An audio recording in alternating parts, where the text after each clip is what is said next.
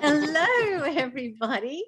This is Bernice with another Magical Egypt Live. And this is kind of crazy because we're actually live on YouTube, live on Zoom. So hello, all the Magical Egypt people that are live here. And then we have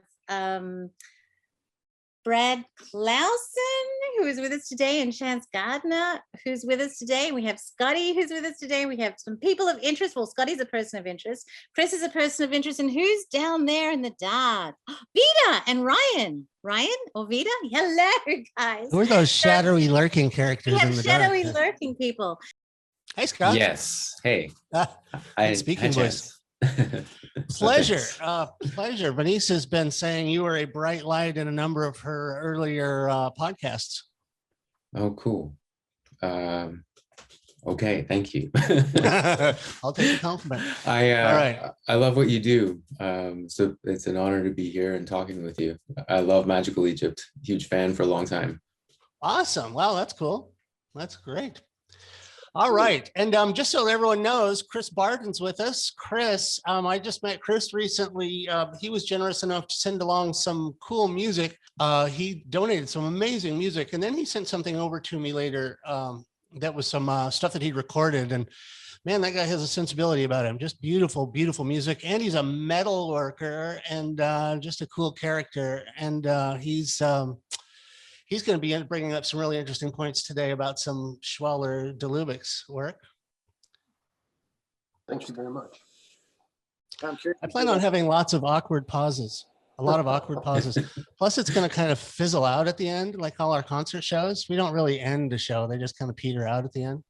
We just go until everyone's passed out. And then we just sort of peter out. We stop when someone pees themselves. But all right. A lot of people are asking me, why are you talking about Angkor Wat and why you were talking about Thailand when you're Magical Egypt, for goodness sake? Good point.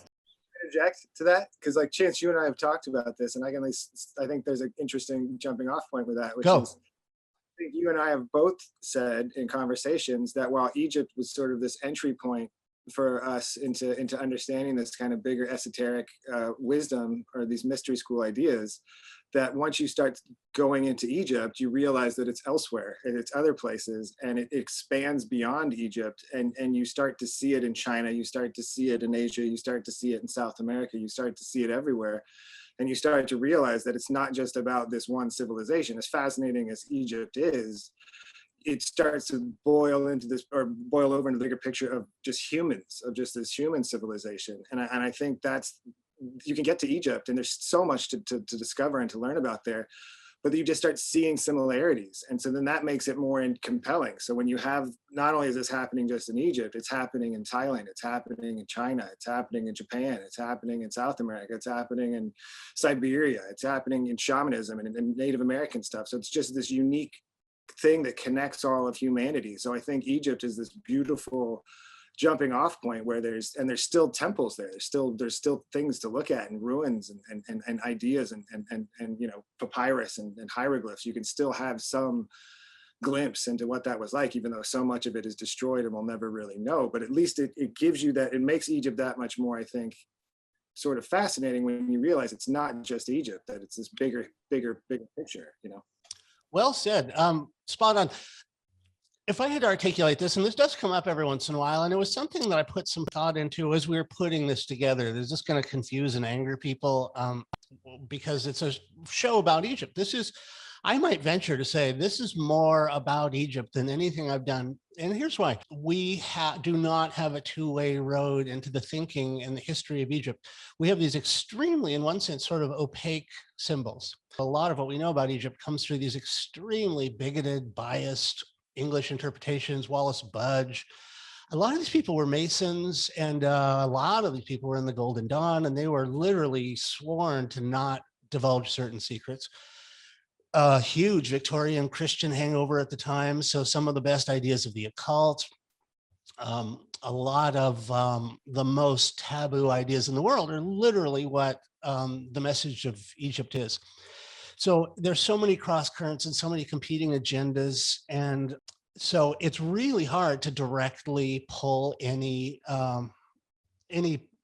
definitive answers. On the other hand, there are cultures that were contemporary with Egypt. Some of the Asian cultures go back at least as far as ancient Egypt. If you read the Vedas, the Rig Veda and things like that, it goes back at least as far as Egypt. Ancient China goes back at least as far as Egypt. And it seems as though kind of the unspoken star of ancient Egypt was the ancestor culture, John West and Robert Schoch and Bauval and Graham. They're really all about whatever that unnameable pre-existing civilization was that fed ancient Egypt, but same culture fed the Vedic cultures, and that same ancestor culture fed ancient China. By tracking the symbols in ancient Egyptian art, symbolism itself doesn't really change. The specific icons and the specific words change from place to place, but the science of symbolism is the same in all of the places we go to. What we discovered was the best way to find out the deepest secrets about Egypt was to look at all the different cultures that use this ancient science of symbolism, and more particularly using stone and temple structure, so geometry and number and symbolism, to convey this message. And it turned out that the message is the same in all of the places we visit, including Renaissance Italy, but in Angkor Wat, in the royal palaces, you see these same symbols. And in Egypt, to study that culture, and in particular, the thing that got me was the symbolism of the snake. That anybody who's had any experience with Kundalini and you start studying it, the first thing you realize is the third eye, the risen cobra, the symbolism of the cobra coming over the top of the head. These are just roadmaps in neon that the Kundalini experience is being explored or discussed or heralded or revealed.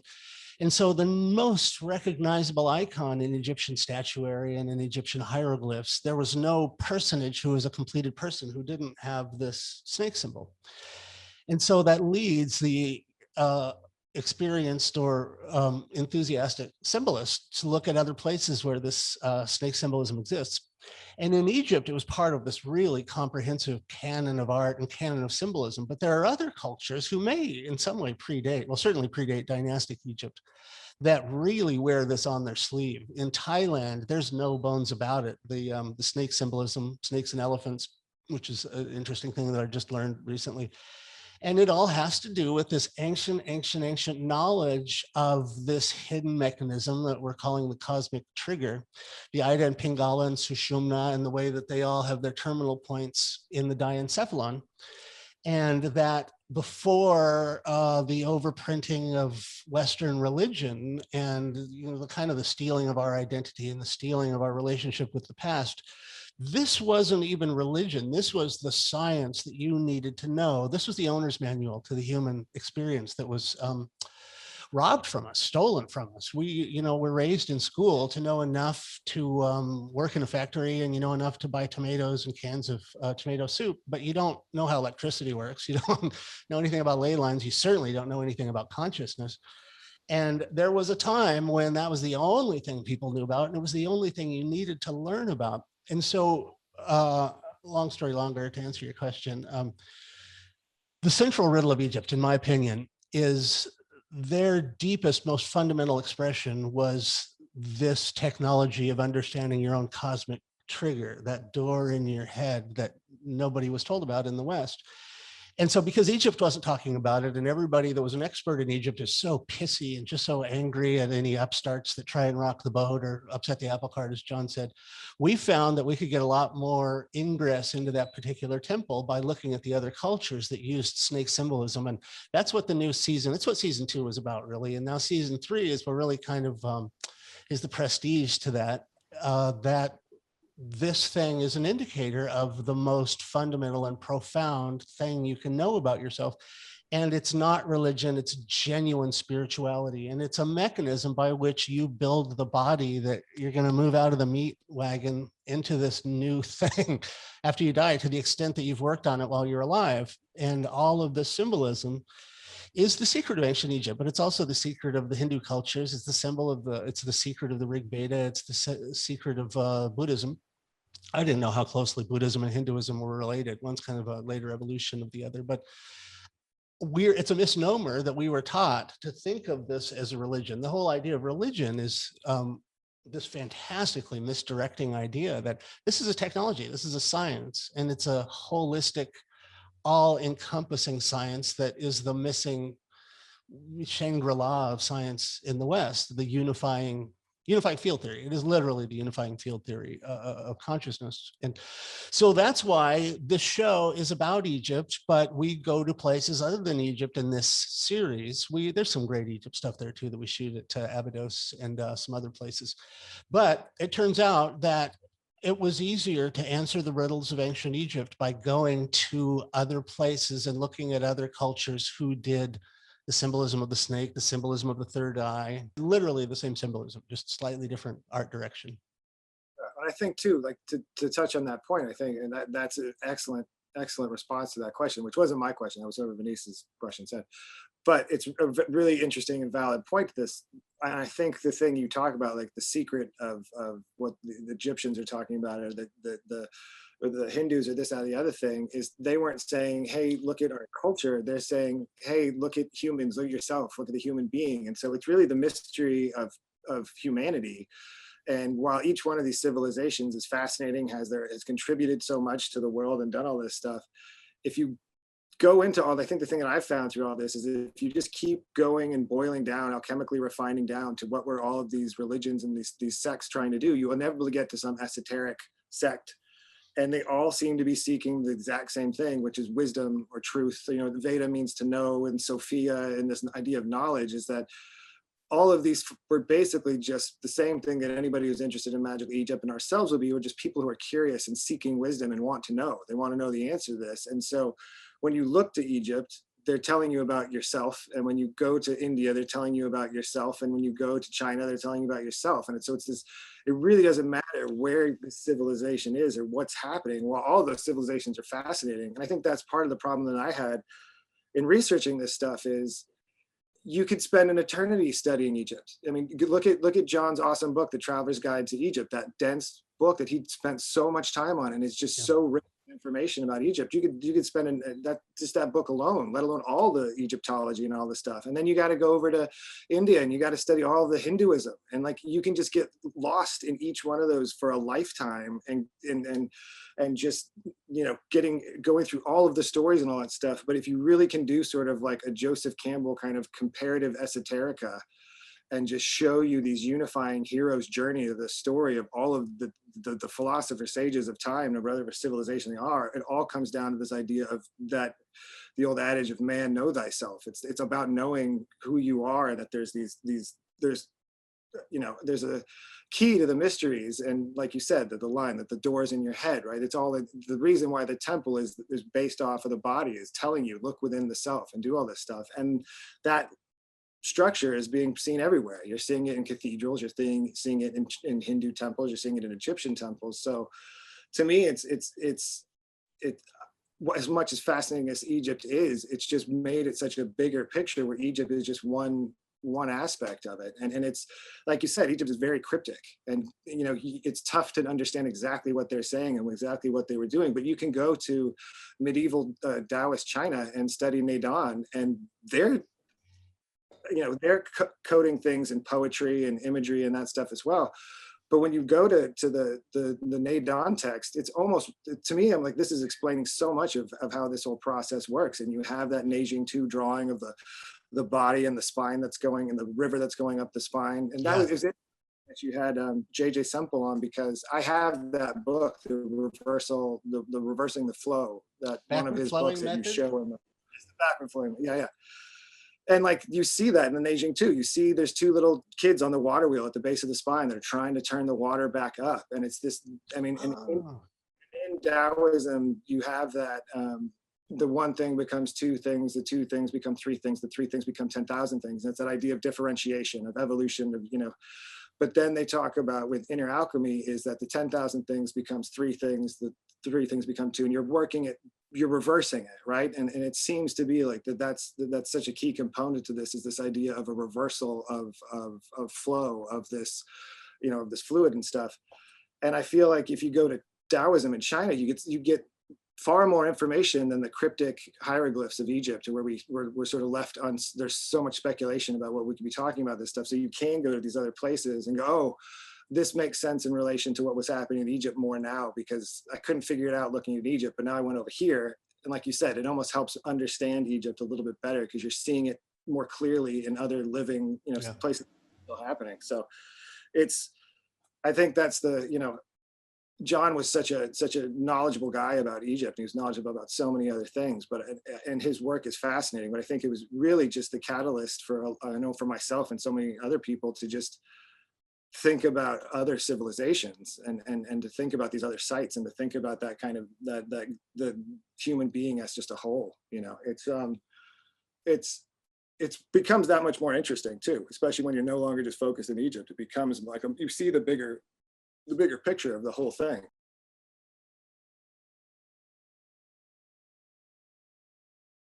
Venice and John and JJ just did an amazing thing that either is going up today. It's going to be going up very soon. Talk about that talk.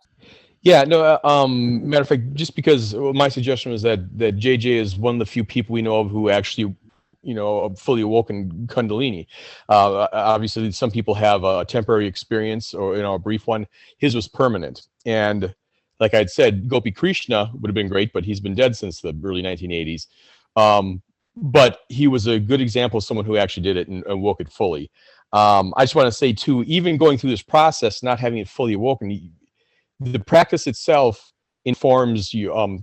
Gopi Krishna said at one point that once you've raised Kundalini, you start to see it everywhere. He mentioned Egypt. He said he could see it in the icons of Egypt, in their artwork. He could see it everywhere, obviously in Hindu culture. The amazing part with him is, even being Indian, when he woke it up, I believe in 1937, there was no help, anywhere there. So he had to figure it out, and he had a very bad experience with it at first. But I myself, even, you start to experience, like, what's been happening with me is different chakras are opening up. The first one started was the Ajna, and the Muladhara at the same time. It's been moving up my head into the Sahasrara, and even to some of the Bindu points in the back of my head. About a few days ago, I started having vibrating in the back of my head. That's a Bindu point. It's kind of the Kestram, for the Sahasrara. But when I see certain things like Egyptian icons, where the man's holding onto his phallus and he's got his hand to his forehead, if I'm sexually excited, this pings extremely hard. They're connected, so you start to understand. Oh, I know why he's doing that. I know what that's about.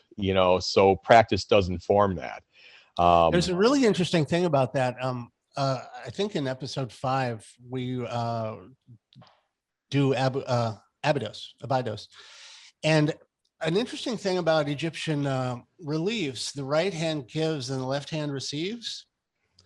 And so when one hand's on your phallus and one hand's on your head, you're kind of performing a circuit. It's like a Mantak Shia thing, where you could say in one hand, the right hand gives. So if your left hand is receiving your forehead and your right hand's on your phallus, you're thinking down, you're infusing your phallus with thought. But the other way is much more appropriate to Kundalini, where it is the stuff that's going on in your lowest dantian that is actually feeding and amplifying consciousness. And so that little pedantic point is really interesting. And in those moments, you understand what a masterful way of, first of all, making beautiful art, but beautiful art that is so schematically rich. I feel like let's all give it a shot right now. Let's all put our hands on our heads and our hands on our forehead. How well it works. If you'll notice, you can't see my right hand right now. And yeah, so anyway, everybody so watch naughty. out. Everybody look out for that next post. It's John Sieraki talking to JJ. I talk to JJ quite a bit, but I just have so much fun with JJ that we end up talking about everything. But it's a remarkable thing. And I have to say also, one of the reasons why we did this episode, and the reason I keep harping about this, there are people who really become distressed about sharing secrets of Kundalini. And there's some traditions that really feel like, oh my God, don't talk about that. Just keep that completely suppressed and don't talk about it. But the reason why I felt it was important to discuss is that it's happening more and more often in the West, almost like an allegory of a hyper-Victorian time where sex has been completely eradicated, which George Orwell says is in our future, by the way. Sex is going to be completely eradicated in the New World Order. But imagine in a world where there's no sex and someone had a spontaneous orgasm. And what a eye-opening, like way better than any UFO encounter. What the hell was that just happened? I'm going to spend the rest of my life exploring what that event was. And I would like for that to happen again. And I would like to find out if there's any traditions that might lead to having another one of those, whatever they're called. He wouldn't even have any word for it. So as I started compiling this, and there was a period in my own life where I became really interested in this. I got kind of set out on this journey to figure out what the hell this phenomenon was.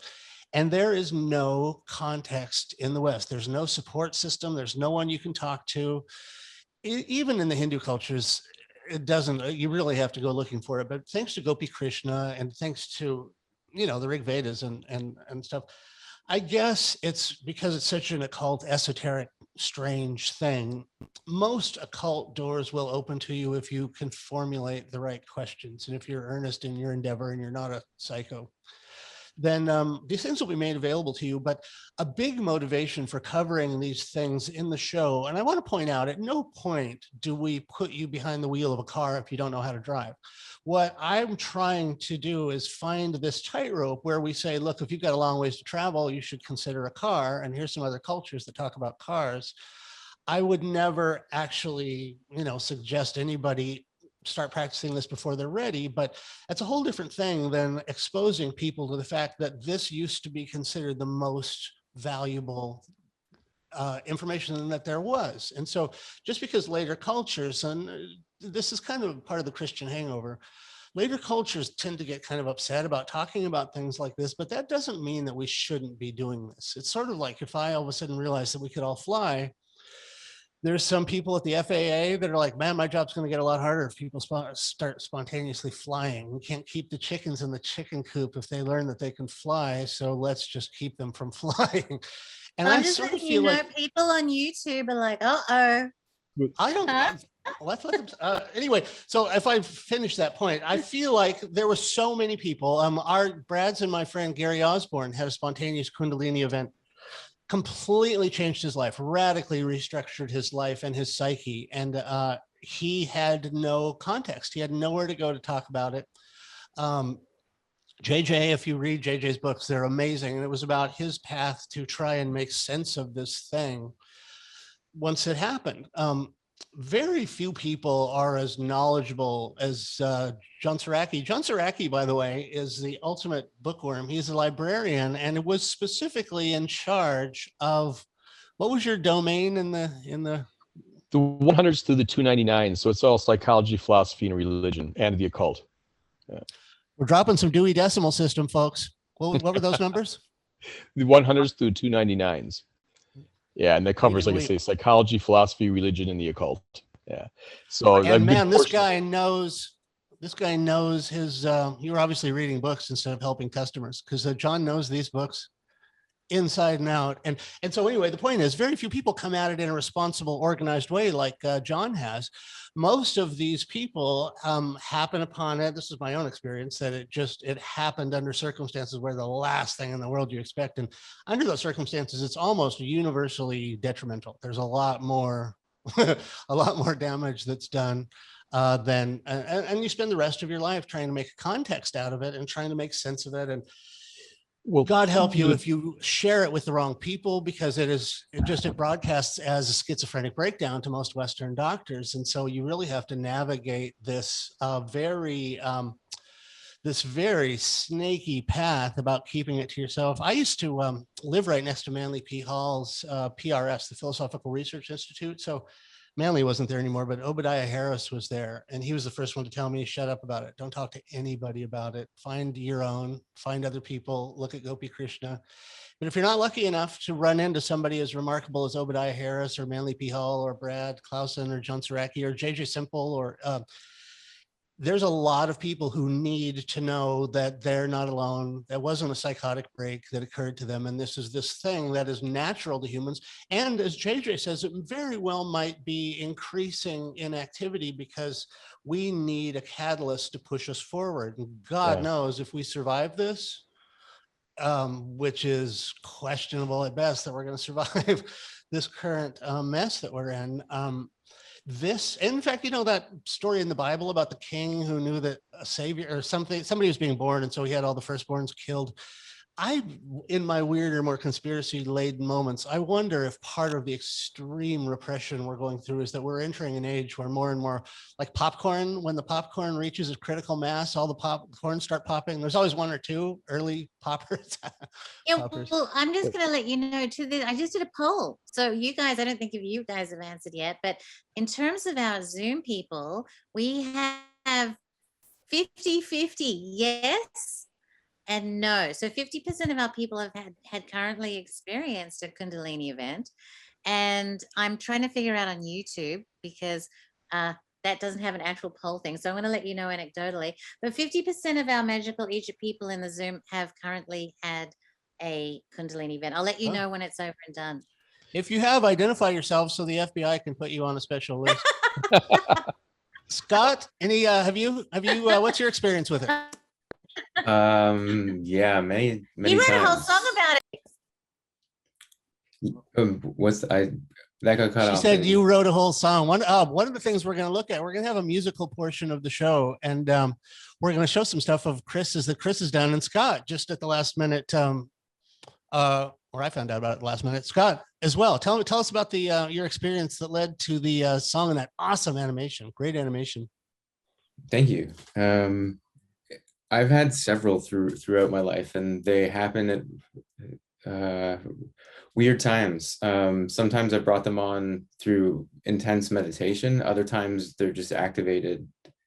The first few times it happened, I didn't know what was going on. I thought I was, dying or something silly like that. And I think that's how I got into all of this stuff, is trying to find out. A lot of my life's a trip is the only way I can describe it. I go from one synchronicity to the next. So the reason why I found out about you guys is because I was trying to figure out about what the hell I was experiencing. So I started meditating when I was 14 years old, and I don't really know why, but it's something that I've kept as a daily thing for my whole life.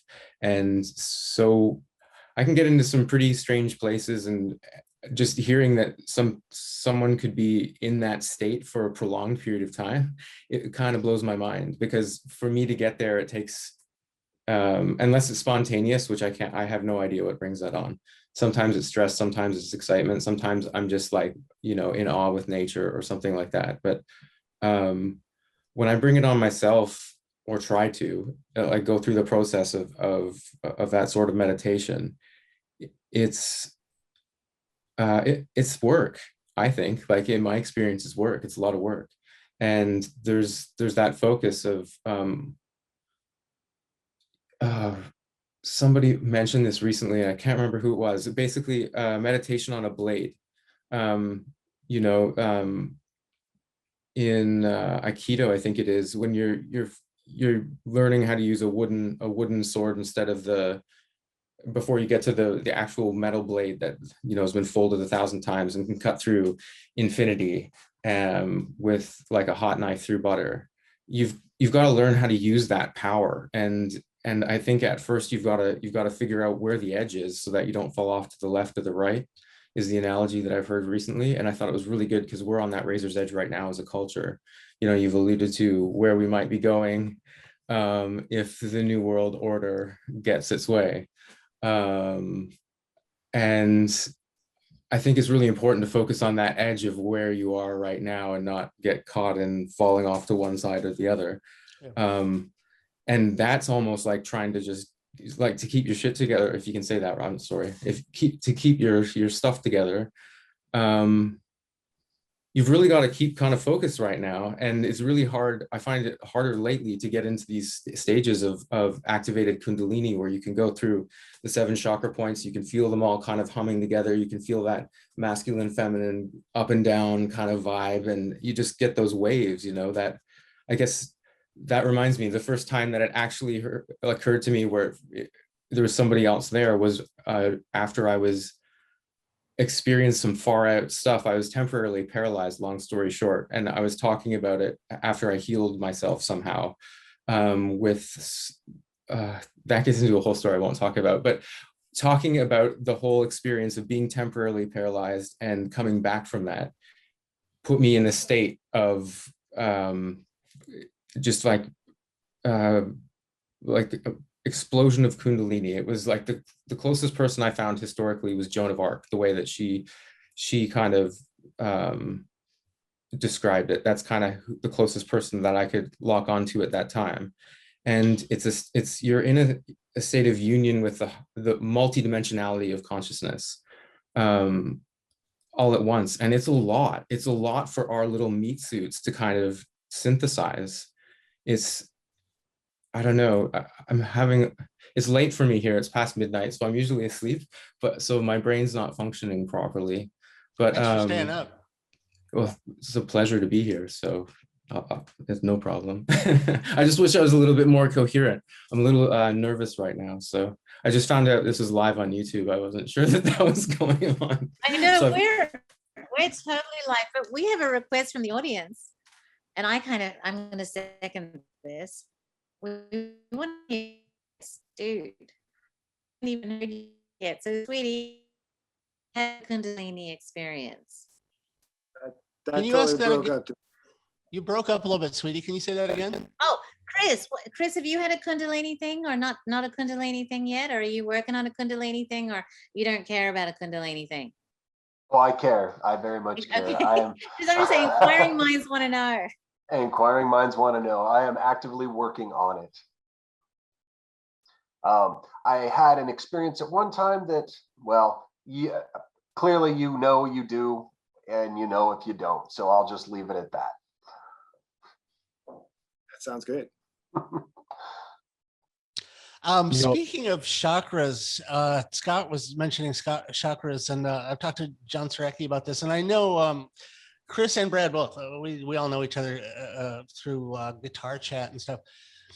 I used to know this woman, Pam J. Smith. She's a great writer, and I knew her in Hollywood. She was a script consultant, and she was one of the direct children's students of Manly P. Hall. And she wrote the most incredible treatment of the chakras, and it was a very Hollywood thing where she called them centers of motivation.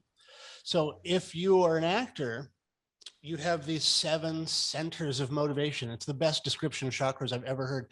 And if you're an actor, and we all know these film archetypes.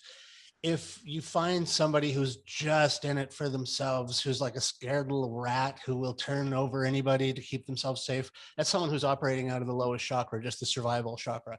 And then a much more common one is the guy who's trying to get laid all the time, and he's operating out of his second chakra, and your whole motivation comes from trying to get laid, all the teenage drive-in films. And then this third chakra is either love for self or tribe. You know, you go to any sporting event and you can see a lot of third chakra operation. Our team is best. It's bifurcated. So it's very us versus them kind of chakra. And almost everybody, 99% of human experience happens in those first three chakras. Interesting that COVID as a disease keeps us locked in those first two chakras, and none shall pass the the waistline. But when you're writing a script, there's this magical thing called the denouement, where the character evolves.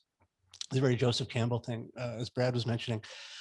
A good, satisfying character arc in a film is when a character starts out at one center of motivation, Tuffy Williams, and jumps a chakra or jumps a center of motivation. So like a real classic one was In Bruges. This is from a long time ago, but you see somebody who started with a very egocentric, very greed-based center of motivation or perspective. And as a result of his evolution through the character arc, through the story, he ends up sacrificing himself out of love and respect for someone else. And so it was extremely satisfying because he jumped a chakra. You can even see this in weird little moments in Rick and Morty or in The Simpsons. Like Dan Harmon is an amazing craftsman and works that wheel, the Joseph Campbell wheel. He even wrote a script about that, the train episode. But it's go, Brett. You said jump the chakra. Like, I feel like sort of, you talk about like Simpsons or Family Guy, there should be some cutaway to Fonzie jumping a chakra. I'd heard that term "jumping the shark" literally came from an episode of Happy Days where Fonzie actually got on a motorcycle and jumped the shark. He was on water skis in his leather jacket, in his bathing suit, and he jumps the shark. Hence the term that the show had run its course of ideas, and so it had jumped the shark. But I think we should now make T-shirts that say "Jump the Chakra." I feel like you just coined. I reckon we should, Brad. Oh, you have to do the artwork though, darling. I was walking out of a restaurant in Hollywood one time, and I literally almost knocked Henry Winkler over. A tiny, tiny little man. And I knocked him over. And I'm like, oh my God. And you don't ever acknowledge a celebrity when you meet them, especially right after you've knocked them over in a restaurant. Literally, boom. That was pretty exciting. But I'm going to interrupt because we have a question from YouTube that I think is really, really good. All right. MOB says that Gurjev talks about the Kunda buffer and how it's a dangerous undertaking. So I want to know if anybody has a Gurjevian answer to the Kunda buffer situation. I bet Sieraki. Anybody? I do. Yeah, Soraki. I reckon this might be a Sieraki. Not so much. All right. One of the things that we shot that may or may not end up in, we're going to do probably one, possibly three more installments in this Kundalini show, because John West was rabidly interested in Gurjev. John was a lifelong Gurjevian, and his way of sharing with me, I always kind of had to get in and pull things out of him, like pulling teeth out of him. But one of the things that he was very effusive, if that's a word, and if not, I'm going to copyright it. Anyway, one of the things that he was very forthcoming about was his interest in Gurjev. And anybody who reads Gurjev will come across this term Kundabuffa. And also an even stranger thing, Gurjev has this table of elements that isn't like a literal table of elements, but it's sort of like a hierarchy of qualities that, as I understand it, it's sort of a hierarchy of nutritions, like potatoes and beets and yams are this certain frequency and density of nutrition that help your body and your bones and whatnot. And then, as Brad and I discussed in season 2, there's a kind of nutrition that's a more subtle kind of nutrition that comes from aesthetics, going to a museum, looking at beauty, and going out into the woods or gardening or whatever is a kind of nutrition, but it's obviously a much more subtle nutrition. It weighs almost nothing. And so Gurjev would call these the hydrogens, and he would have different numbers. So the higher the number, the lower the density. So like a steak would be whatever. But the highest type of energy, the highest type of spiritual nutrition was called H12, which was the Kundalini energy, this sexual energy. And it's related to our appreciation of aesthetics, and it's related to religious ecstasy. And the way that Gurjev describes it, and most things, if you know Gurjev, it's impossible to say anything definitively because he was a slippery character. But things, if Gurjev was telling the truth about himself, a lot of his best ideas came from the Sarmon Brotherhood and a branch of Sufism. And if I live long enough to, to be a ripe old man with a beard like Kris is, I will spend more time reading up on this. But apparently it's a Sufi belief. But Gurjev took a lot of these ideas and personalized them for himself. So this idea of hydrogen 12 as being the thing that you accumulate, something we haven't got into yet that I think is a really necessary part of this conversation, is a big part of Kundalini is semen retention, sexual retention, and it applies to women too. I personally think that the orgasm itself is an incredibly dissipative, it's like a firework on a higher dimension where you expend all this energy you've accumulated.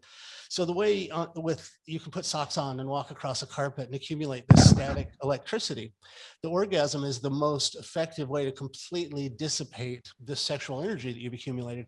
The more you accumulate, the more, hey, Daniel Lehman, the more you accumulate. Yeah, no, and Venice just, in fact, the thing to watch out for in our next episode is Venice takes the reins and does this entire thing about how this applies to women, which exists nowhere in the Kundalini conversation. We're very excited about that. But the point of this is that Gurjev was extremely interested in this. He was very reticent to talk about it. And the Kundabuffer is his idea that we actually have this innate suppressive mechanism, kind of like the angel with the flaming sword. And this may be literally what that metaphor, the angel with the flaming sword that guards the Garden of Eden and doesn't let the riffraff in. We all have an angel with a flaming sword inside of us to scare us off from walking through this gate. As I understand it, it is the Kundabuffer. And it is something that you need to work towards. The reason you come at this in a measured, responsible way is that if you start connecting to this cosmic energy, you have those different, like we have our type 1 civilization, there's type 2 and type 3 civilization harnesses the energy of the sun. There's a type 4 civilization that literally can harvest the energy of the cosmos. And Kundalini seems to be that. It's directly siphoning, with a hose and a gas tank, directly siphoning the energy of consciousness that underpins material form. And so if you do this wrong, if you do this all willy-nilly and without any, there's mechanisms in us that are built to buffer things like that. Well, and that's my understanding of what Kundabuffer is. With Brad about this. And since I have such a brain trust in front of me right now, I want to see, Brad and I are kind of having a discussion about this whole cultivation aspect, right? And so my position that I am sharing with Brad and everybody now is that there is a process of sexual cultivation whereby you can engage in sexual activity, yet suppress, for example, the expulsion of the semen or the expulsion of energy. Actually take that energy and conserve it and utilize it. And Brad has a different position. Do you want to explain your position, my love? That you're more of the opinion that. Oh yeah. Well, I mean, like you and I have talked about on our emails, is that it's sort of that there's many ways to skin a cat sort of thing, right? That you get different approaches from different people throughout time. And you have, like we talked about, like tantric schools and stuff like that. And you do have in certain practices this idea of the arts of the bedchamber and stuff like that. And there's ways through which you can, through having sexual intercourse and sexual union, you can somehow not make it be about desire and lust and somehow utilize those energies and that stuff that's happening. And that's one school of thought. And then there's another school of thought where it's just abstinence, where you are retaining and you are not participating in sex and you are overcoming and alchemically, in a way, transmuting lust and those ideas and anything that would give into vice. And you are sort of using those to rechannel the energy and the things that happen within the physiology of the body when you give into vice and you give into lust, and avoiding those. And instead of trying to sort of, rock the boat or make the waves in the ocean, you're trying to calm the waters and still the waters. And so it seems to me that from the stuff that I've read, I'm sort of the team camp of abstinence. I don't put that into practice, and I'm not do that and enjoy being a human and enjoy sex and enjoy being a person, because that's what I do, and I don't ever want to not do that.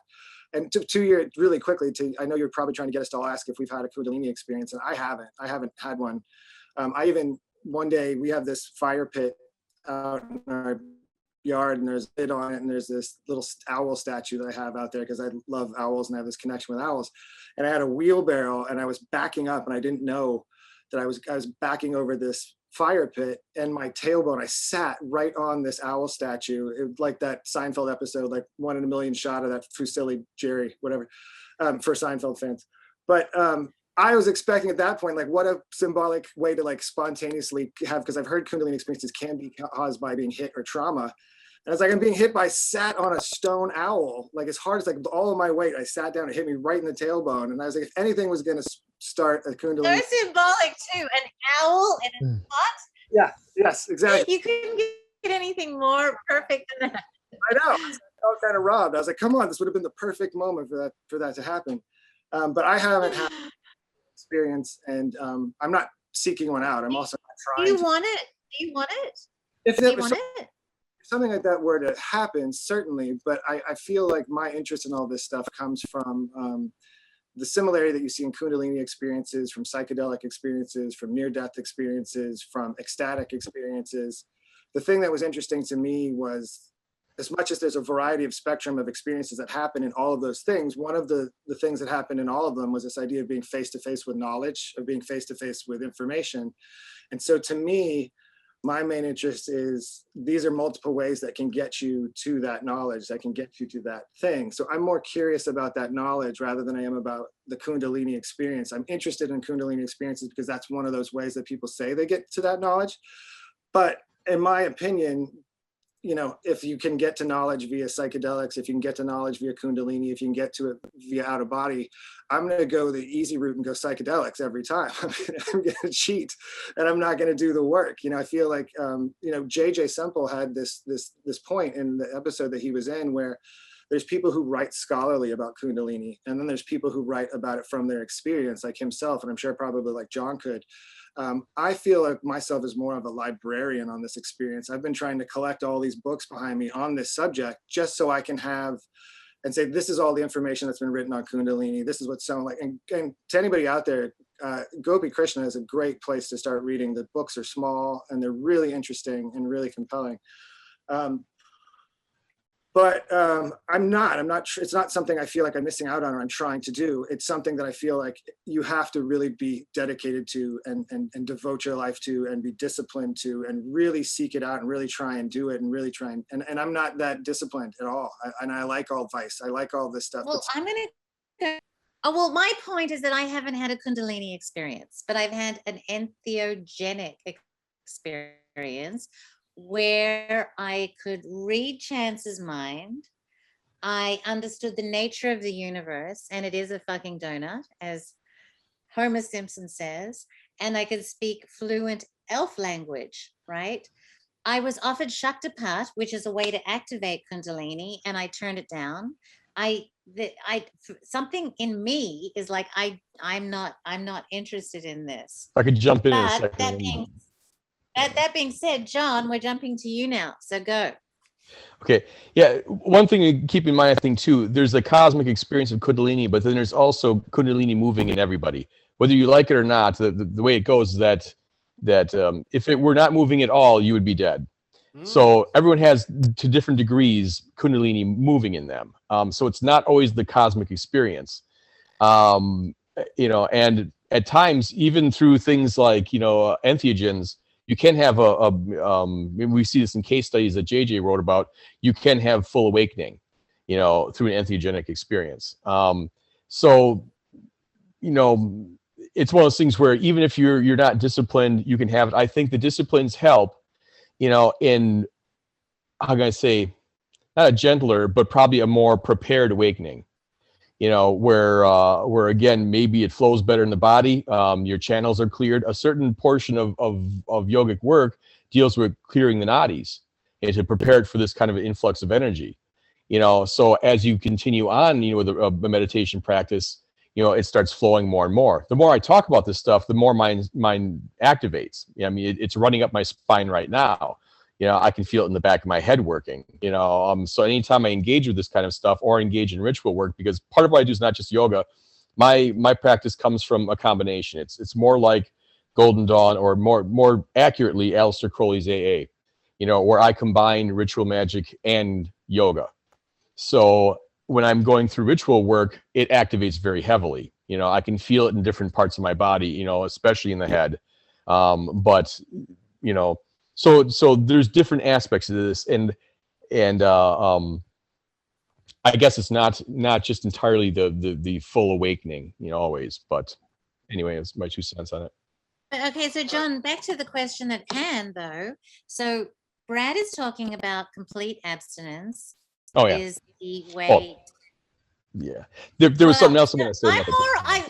Is anybody going to vote for my stoking the flames through activity? Well, the thing is, too, when it comes to that, even JJ, the talk we had the other day, like he said, it's not really semen. It's not really cervical. No, it's not semen. No. But it's the essence of it. It's a certain energy that somehow or other, accumulated, through abstinence practices. But again, sometimes people have a full awakening during sex, during orgasm, where the energy is shot up the spine. What we're going to do is we're going to get really 101 here, okay?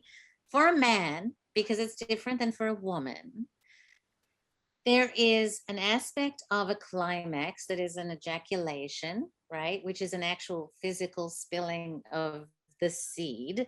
And then there is the energetic aspect, or the ether aspect.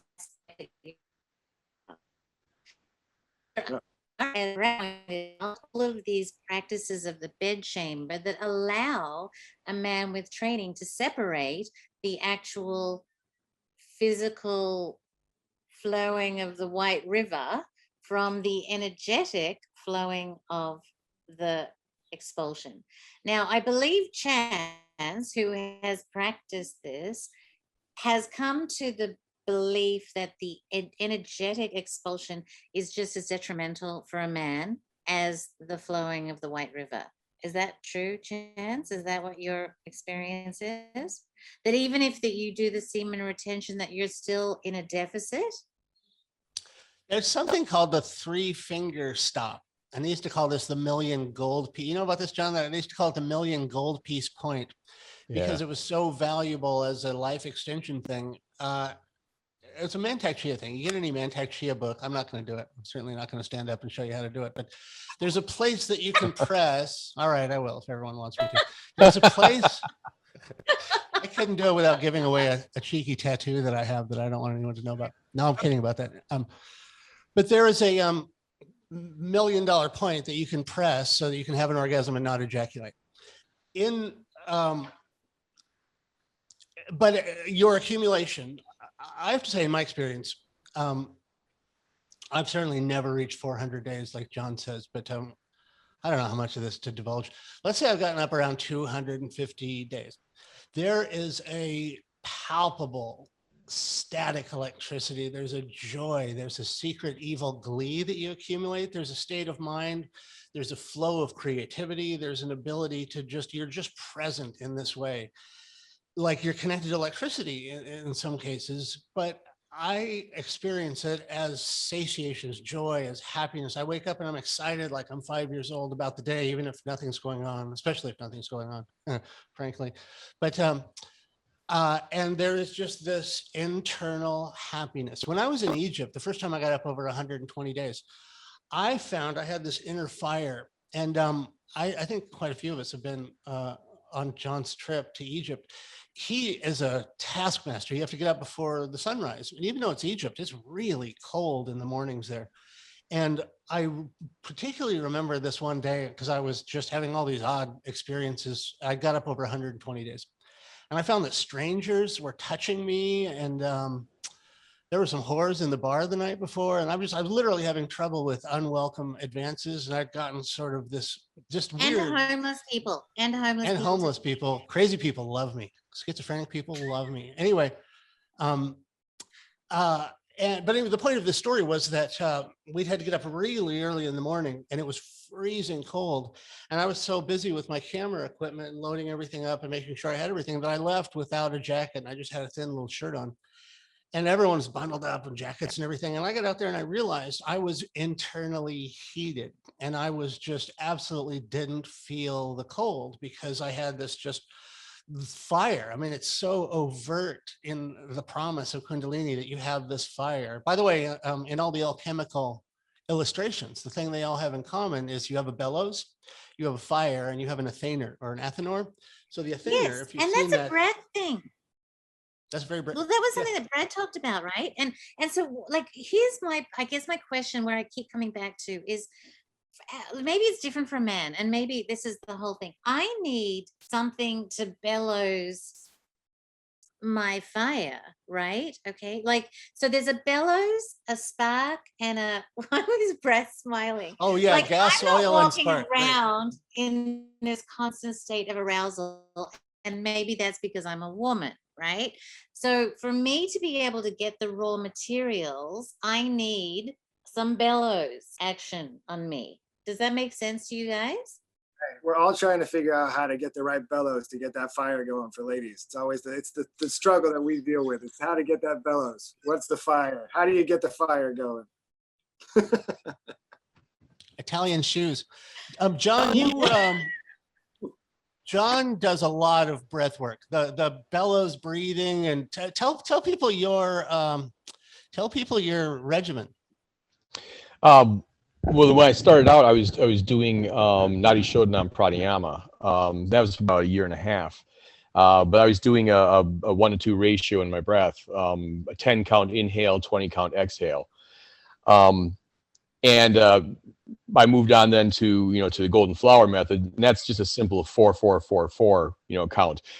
4 inhale, 4 retention on inhale, 4 exhale, and 4 on empty lungs. So it's kumbhaka on Rechaka and Puraka, at least the way they call it in yoga. So it's holding the breath with a full lung and with an empty lung. Now there's this idea too that prana and apana, when they meet, on the inhale and the exhale, that's the spark that's supposed to ignite or possibly ignite Kundalini.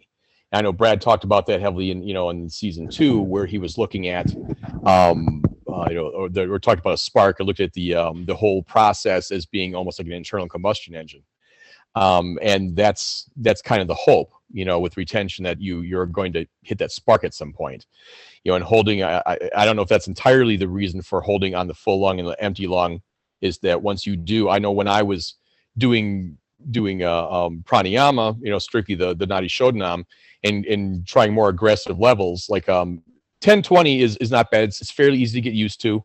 15-30 becomes harder.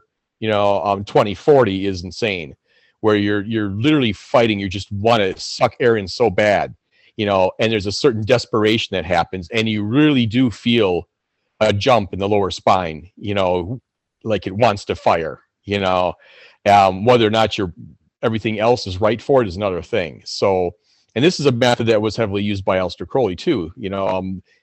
Just to jump in there, we're talking about several different things that may be overlapping from culture to culture. Is that when the holy guardian angel concept, the holy daemon, it's been referred to in many different ways. This is believed to be the experience, along with Kundalini, that and in fact, I think they're intimately related. Certain parts, like when you look at Buddhism, the Satguru is associated with this section of the forehead, and that's the teacher within. So waking up this energy wakes you up to something greater that begins to talk to you. To kind of talk earlier about what you're talking about too, if you start on a path where you sincerely, are looking for something, that whole concept of, asking you shall receive, knocking the door shall be, opened unto you. This is how you knock. This is how you ask, is by some form of definite practice. When you start these things, these energies moving in the body, you are connecting to something greater than you. And there's an association with this where my mind's going in a lot of different directions right now. When I look at this whole idea too, like we were talking before, there seems to be a certain amount of this happening in the world where a lot more people are experiencing this. It may be that there's a greater aspect to it, a macrocosmic, aspect where when the world needs it, it is more prevalent. All great religions, although the world's major religions, were started with someone who had this kind of experience. A Kundalini awakening. This connection with their holy daemon. Again, these things seem to be one and the same. It's not just about the individual at that point. They become part of something greater. And again, all these world religions that affect millions and billions of people. Sometimes for the good and sometimes through detriment, and obviously they become co-opted at some point. The message of early Christianity is not the message of Christianity today. I'm sure Islam has gone a far way too. All of them eventually become co-opted somehow or another and become political, and they lose their message. But when you're connecting to this at an individual level, there's definitely something that's there. And I think I'm kind of grasping for this right now, but when you're working it, you can awaken this energy, but then it needs to still be guided. If we're talking about a psychedelic experience too, these psychedelic experiences in cultural contexts like the ayahuasqueros, of South America, they sing Icaros while they're doing this. They're not just tripping, they're directing it. They will try to do something with it. When I work, the stuff that I do, I'm waking this energy, but then I'm also trying to put it inside of a ritual context. I'm trying to directly do something with it. The first thing I want is that touch. The whole idea behind magic is to make the microcosm ascend into the macrocosm, to become more than the individual, but to become the universe in general. So, and this is the whole concept that's going behind it. It's when the pentagram becomes the hexagram. That's something I'm going to be recording a little bit about too for you. Matter of fact, tomorrow I got some recording to do. Oh, good. But this is the idea of again, Crowley coined the term, or it came out in the Book of the Law in abrahadabra. And the idea is it's a 11-letter word, and this combines the pentagram of 5 and the hexagram of 6. Oh. This becomes, abrahadabra. And of course, there's the whole idea too of the experience of the holy guardian angel or the holy daemon. It begins on a lower level when the energy is awakened. That starts off as a vision, and an experience that oftentimes, like when Crowley woke it, he gave one detailed account of it. He was doing almost nothing but pranayama work, and had this vision. Later on, it becomes the full-blown knowledge and conversation that becomes explicated. Your true will is associated with this. That true will not just being the willfulness of the individual, but the greater will of the universe acting through you. So this is the implication these things have. Wow. And that's kind of the way that I'm looking at it and working at them. So, yeah. How long? I just want to add. Oh, sorry. Go ahead, Brett. How long do you do the breath work where you're doing like 4 and 4, 10? Do you do that for 5 minutes? An hour. An hour. An hour. Switch and do the next one, or is it one day you do one and then the next, or is it one right after the other? No, what I started right now with that, I simply do the hour of the golden flower. Essentially, the 4-4-4-4 is golden flower, and that's all I do now. The year and a half of pranayama work that I was doing before, the Nadi Shodhanam, is supposed to balance the hemispheres of the brain, and also wake this energy up. When I was doing that, by the time I'd gotten to do that for an hour, that's when also I had a permanent sensation in my forehead. It's never gone away. In fact, it's done nothing but grow up to my head. It's gone up to the Sahasrara and even to the kestrums behind it. When I say a kestrum, it's essentially you have, oftentimes you see diagrams of chakras on the body and they're placed on the front of the body, but the reality is they're on the spine. So these are a representation of it. For the Sahasrara, there's a Bindu point in the back of the head. We refer to this more in like things like Kriya Yoga. But this is the backward part, of the Sahasrara on the crown. And that's the one that started vibrating, for me. It just started one day. All these things have kind of grown. Like when it went up to my Sahasrara, all started as kind of like an itching and a tingling in the, in the middle of my head. Like it was following the crack between the hemispheres of the brain. And eventually this became permanent as well. So it's just like little by little, all the centers have been waking up. And again, right now, it's strictly the golden flower is what I've been doing. But for a year and a half, I was doing the Nadi Shodhanam. And it's a progressive thing. You know, you can't sit for an hour to begin with. No one can. So I worked my way up. 20, you know, I tried 15 to 20 minutes a day, you know, and when I was comfortable with that, I'd push it to 30. At that time, when you're doing this, depending upon whatever asana that you're using, your body has to stretch out. Your tendons and your legs and that just have to stretch. You have to get used to doing this kind of work and sitting for that long, and to the point where you're comfortable with it.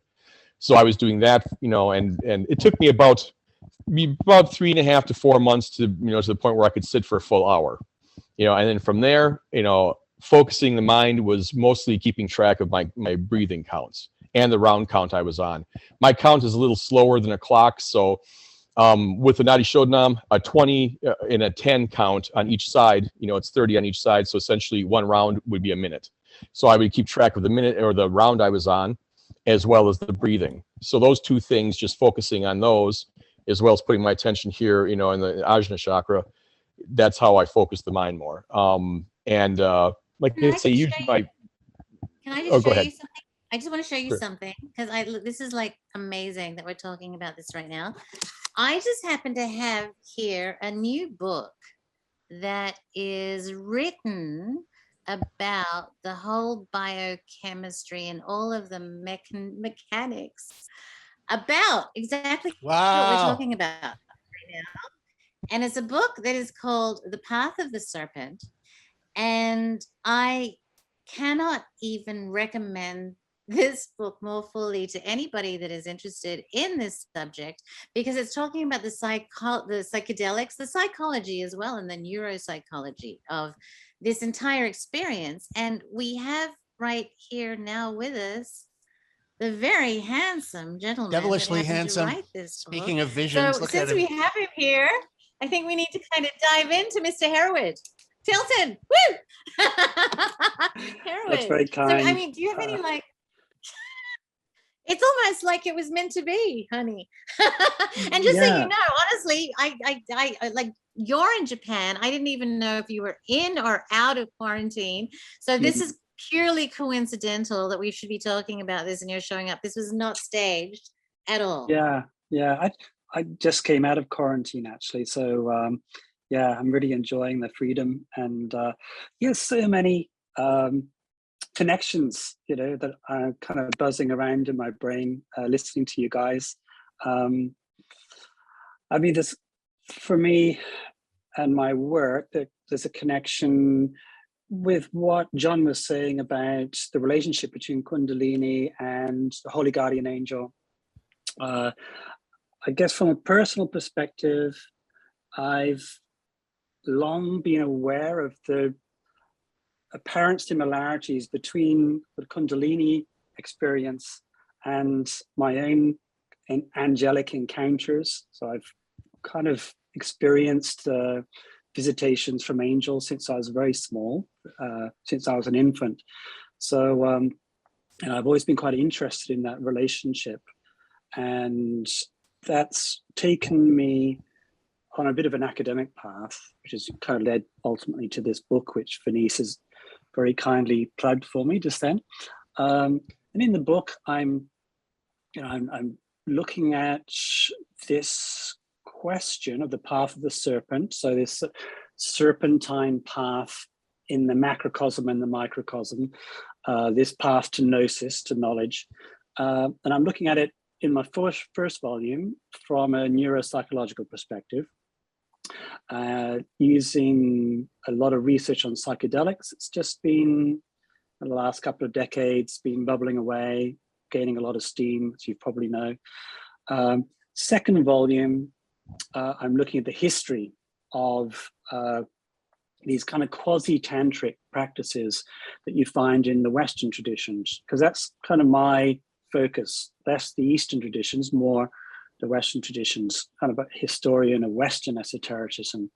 And I'm very interested in the Rosicrucian tradition because there are these Kabbalistic practices which are directed towards this ascent through the tree of life, sort of in the macrocosm and also in the microcosm of the human body. And I'm tracing those back through the Kabbalah to the ancient Gnostics. And then from the ancient Gnostics, actually, I was looking in particular when Brad was talking about the river flowing backwards. I was thinking, there's a really interesting Gnostic group, a Gnostic sect in antiquity, late antiquity, called the Paratics. And their founder was supposedly a guy called Euphrates. Euphrates, of course, is one of the rivers in Mesopotamia, Tigris and Euphrates. And they believed that they pictured the neuraxis, the human neuraxis, as the Euphrates, essentially. So this axis, longitudinal axis leading from the brain to the genitalia, they pictured it in terms of the Euphrates or in terms of the river flowing from Eden. And the cosmogony, the genesis of the cosmos, has as its corollary in the human microcosm the act of procreation. And so you've got this energy flowing out from the Garden of Eden and down and creating, procreating in the microcosmic sense. And then you have this reversal of the flow.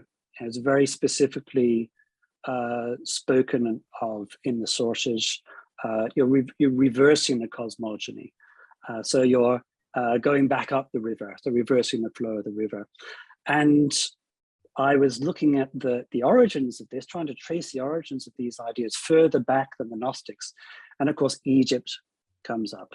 And so I'm kind of... Can I just interrupt you? Are you talking about the black backward flowing method?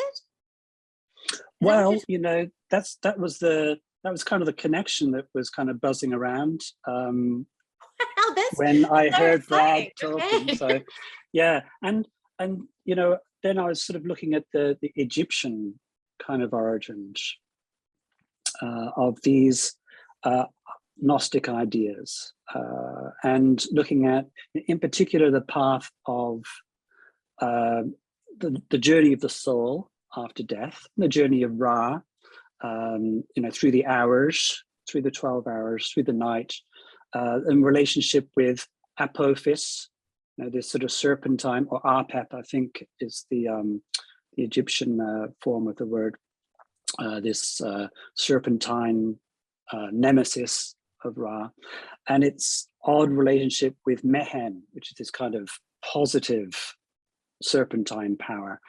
So anyway, cut a long story short, that's what I go through in my book in the second volume. So, but yeah, just lots of connections. I just want to say the Nile River famously flows backwards. It just occurred to me that the Nile is one of those few rivers that actually flows backwards. So fascinating, Harold. I can't wait to read that book, by the way. Go, sweetie. I was going to say, And Brad has a question. well, no, Kris, too. I've seen you. We're going to get you, Kris. I'm so sorry. Kris is like 3 times now. Go, Brad. You have to put Manly Hall talks about that anatomy of man, that there's for every civilization, be it Euphrates, Ganges. Brad, you got your... Say again? Oh, yeah. But what I was, to Herwood's point, is that in Hall's book on occult anatomy, he speaks about that idea that there's the Ganges in India, there's the Euphrates, there's the Nile, that there's always this sort of this one river that is sort of the thing that not only feeds civilizations and what civilizations build off of, but it is the same river that's inside of the body. And Herwood too, I don't know if that idea of the river that comes out of the Garden of Eden, that part where it talks about what splits into 4 heads. I have this theory that I think if you look at the spinal cord in a cross section, I think it's the gray matter that runs down the spinal cord. It has 4 horns, or kind of, and it makes like a butterfly or an H, and it's like I think the one's the dorsal horn, and I can't remember, it's whatever front and back would be. I can't remember the medical terms for that, but I think that's what that is describing too. The river out of Eden that splits into 4 heads is showing you this spinal, the fluid coming out of the spinal canal, that river that waters the whole body. And it's interesting that your book title is The Neuropsychology of Gnosis, because I would think my own sort of, at some point I hope to write a book, but I just feel too daunting by the task. And so I just keep collecting books and collecting data. I'm going to write something. I always feel like somebody else who's going to write something far more eloquent than me already probably has written it. and stated things probably better. But it's just really compelling to me that you have the neuropsychology of gnosis, when I think it's very similar to my idea, which is the neurophysiology of gnosis, which is what is that the biology, and how does that happen in those states of enlightenment and incubating epiphany, and where does knowledge come from? That idea that, that Margaret Barger talks about in her work, where when you go into the Holy of Holies, you know things, you come face to face with wisdom and knowledge, and you learn things in a way that I think Enoch talks about, like he gets shown the measures of heaven, he gets data, he gets information. And so that's that really compelling point of that idea of gnosis or wisdom or knowledge, that there is this way that the body seems to be able to be finely tuned to access universal truth, and to get to these things that if you can hold on to them when you experience them and bring them back from those states, then perhaps you've figured out how to solve some problem in the real world. Whatever your problem might be, if you're a physicist or an engineer or a doctor or somebody that you've experienced truth, and you go, I think I have a cure for this disease, or I think I have I think I can airplanes in the sky. I think epiphany is very compelling to me. And also that idea of light, that when we talk about someone has an idea, they're, the light bulb goes off in their head, or that flash of inspiration, or the creative spark, that there's some aspect of light happening in the physiology of the body that seems to help knowledge move around or connect the hemispheres of the brain. Or there's something about light that bioluminescence, I think, is very compelling in the regards to accessing states of gnosis, and finding out how that electrical current works in the body, and how that, and that's why I think Kundalini is sort of compelling, because you do have that talk of that spark, like John was talking about, of that everybody has experienced living, where you have that aha moment, and it is this flash of insight where you go, oh my gosh, why do I know this now? But so mostly it's just like, F you for having that title, The Neuropsychology of Gnosis. God damn it. Yep. So it's like, I don't even need to write books. I'll just keep collecting all this book, and I'll have I'll have all that stuff, and you guys can go write it. And I feel like if I've learned anything from this, is that I feel like if I have an accent, I feel like I need an accent. I feel like I will be taken far more seriously if I have an accent, because when you're talking, I'm just, yes, everything this man is saying is true, and it's everything. It's spot on. It's that accent. It gives it that gravitas of academia and scholarship. So I'm gonna try and work on my. If you can't nail the accent, work on a facial twitch. No, look, I just want to say that Magical Egypt has the sexiest boys of all the boys in our show, and as our fans and as our guests, look at all of you. You're all just gorgeous, accent or no accent. We're very, very lucky at Magical Egypt. So there. Let's give the floor to Kris. Say that again, Brad. Chance, let's give the floor to Kris. Yes, Kris, go, Kris. Thank you. I wanted to speak a little bit to what John was saying and to what Brad was saying, actually the whole conversation. Talking about the hemispheres of the brain and the harmonization of them. Years ago, when I first started kind of reaching out into the esoteric and trying to understand these things myself, I just found little bits and pieces here and there along the way. And one of them was, it just made sense to, if I'm trying to harmonize my brain, why not imagine like an infinity symbol, like a blue laser going from one hemisphere to the other. And as it was going slow, hitting that pineal gland, just thunk, thunk, thunk, thunk, thunk. And then once I got it and I could visualize that very strongly, light speed with that, and maybe let it start rotating it around and directing that energy very poignantly to the hemispheres of my brain to actually really bring them into equilibrium, into harmony. And then with what John was saying about this 4 in and 4 out breathing, sitting for an hour is very difficult. I used to have to commute for an hour each direction, about an hour and a half each direction to work. And so I would get in my car and I would immediately start my breathing, like you're saying, the 4 in, hold, 4 out, hold. And it made sense at that time to maybe try and time that with my heartbeat. And then after a while, it became, am I guiding this with my heartbeat, or am I guiding my heartbeat with my breath? And so I would find that I would get this kind of an inner communion, this inner harmony, and then also harmonizing my brain.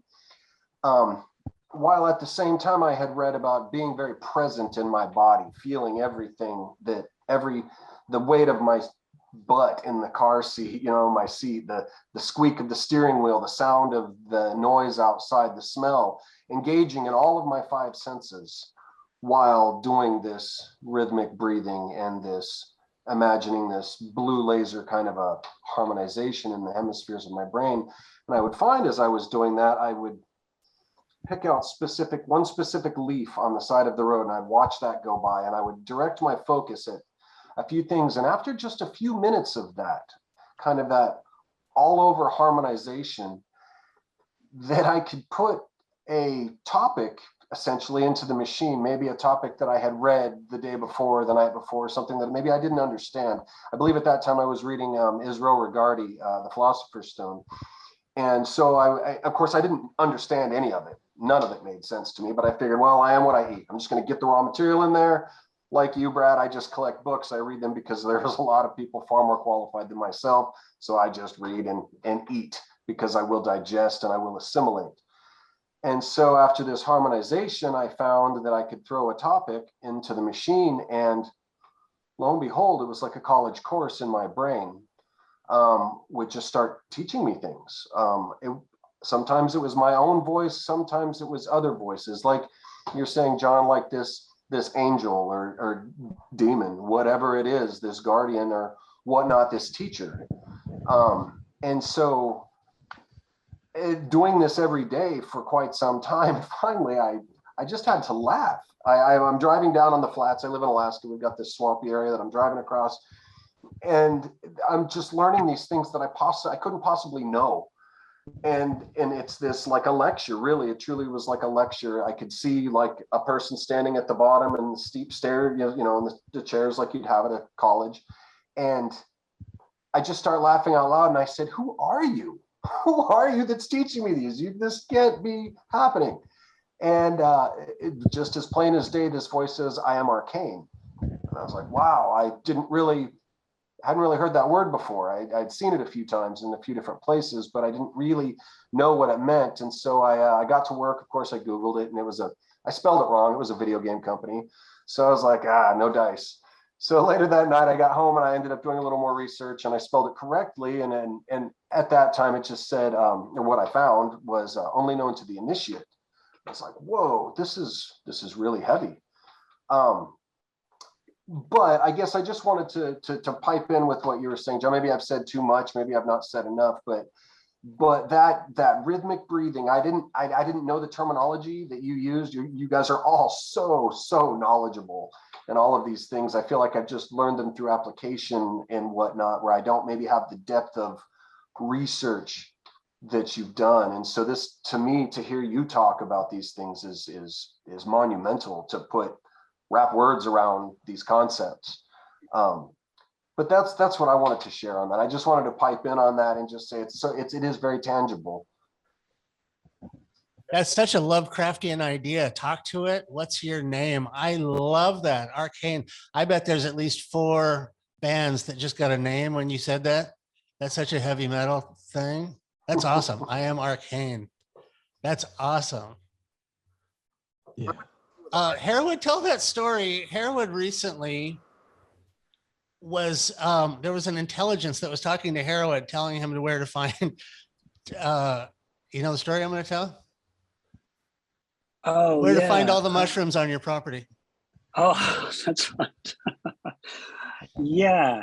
I did find that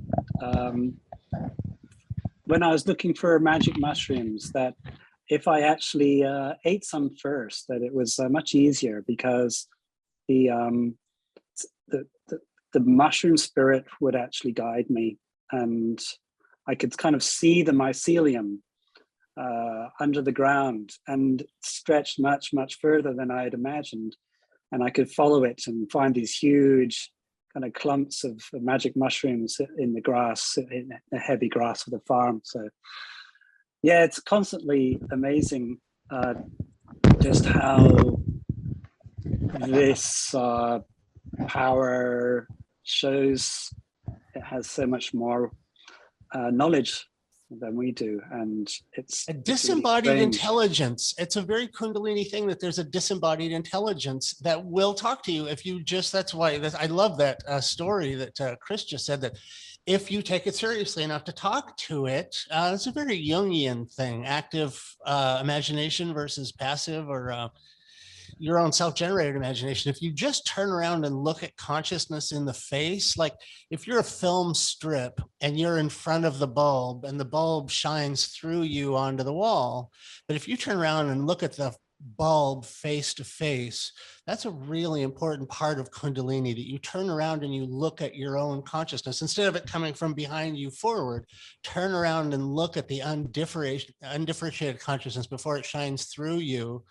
And I've never, to me, I don't think it's cheating, but the most palpable intelligence that was the other came to me from mushrooms. Well, Harewood and I are here in Australia, and there's a season where if there's cows around, there's going to be mushrooms around. And one of the first times I ever had the joy of eating fresh mushrooms right out of the ground, the weirdest, most magical thing happened to me, that as I'm swallowing it, like there's just, it had to be magic. It was like a magic potion. It's not enough time to get into my system and digest and get into my bloodstream.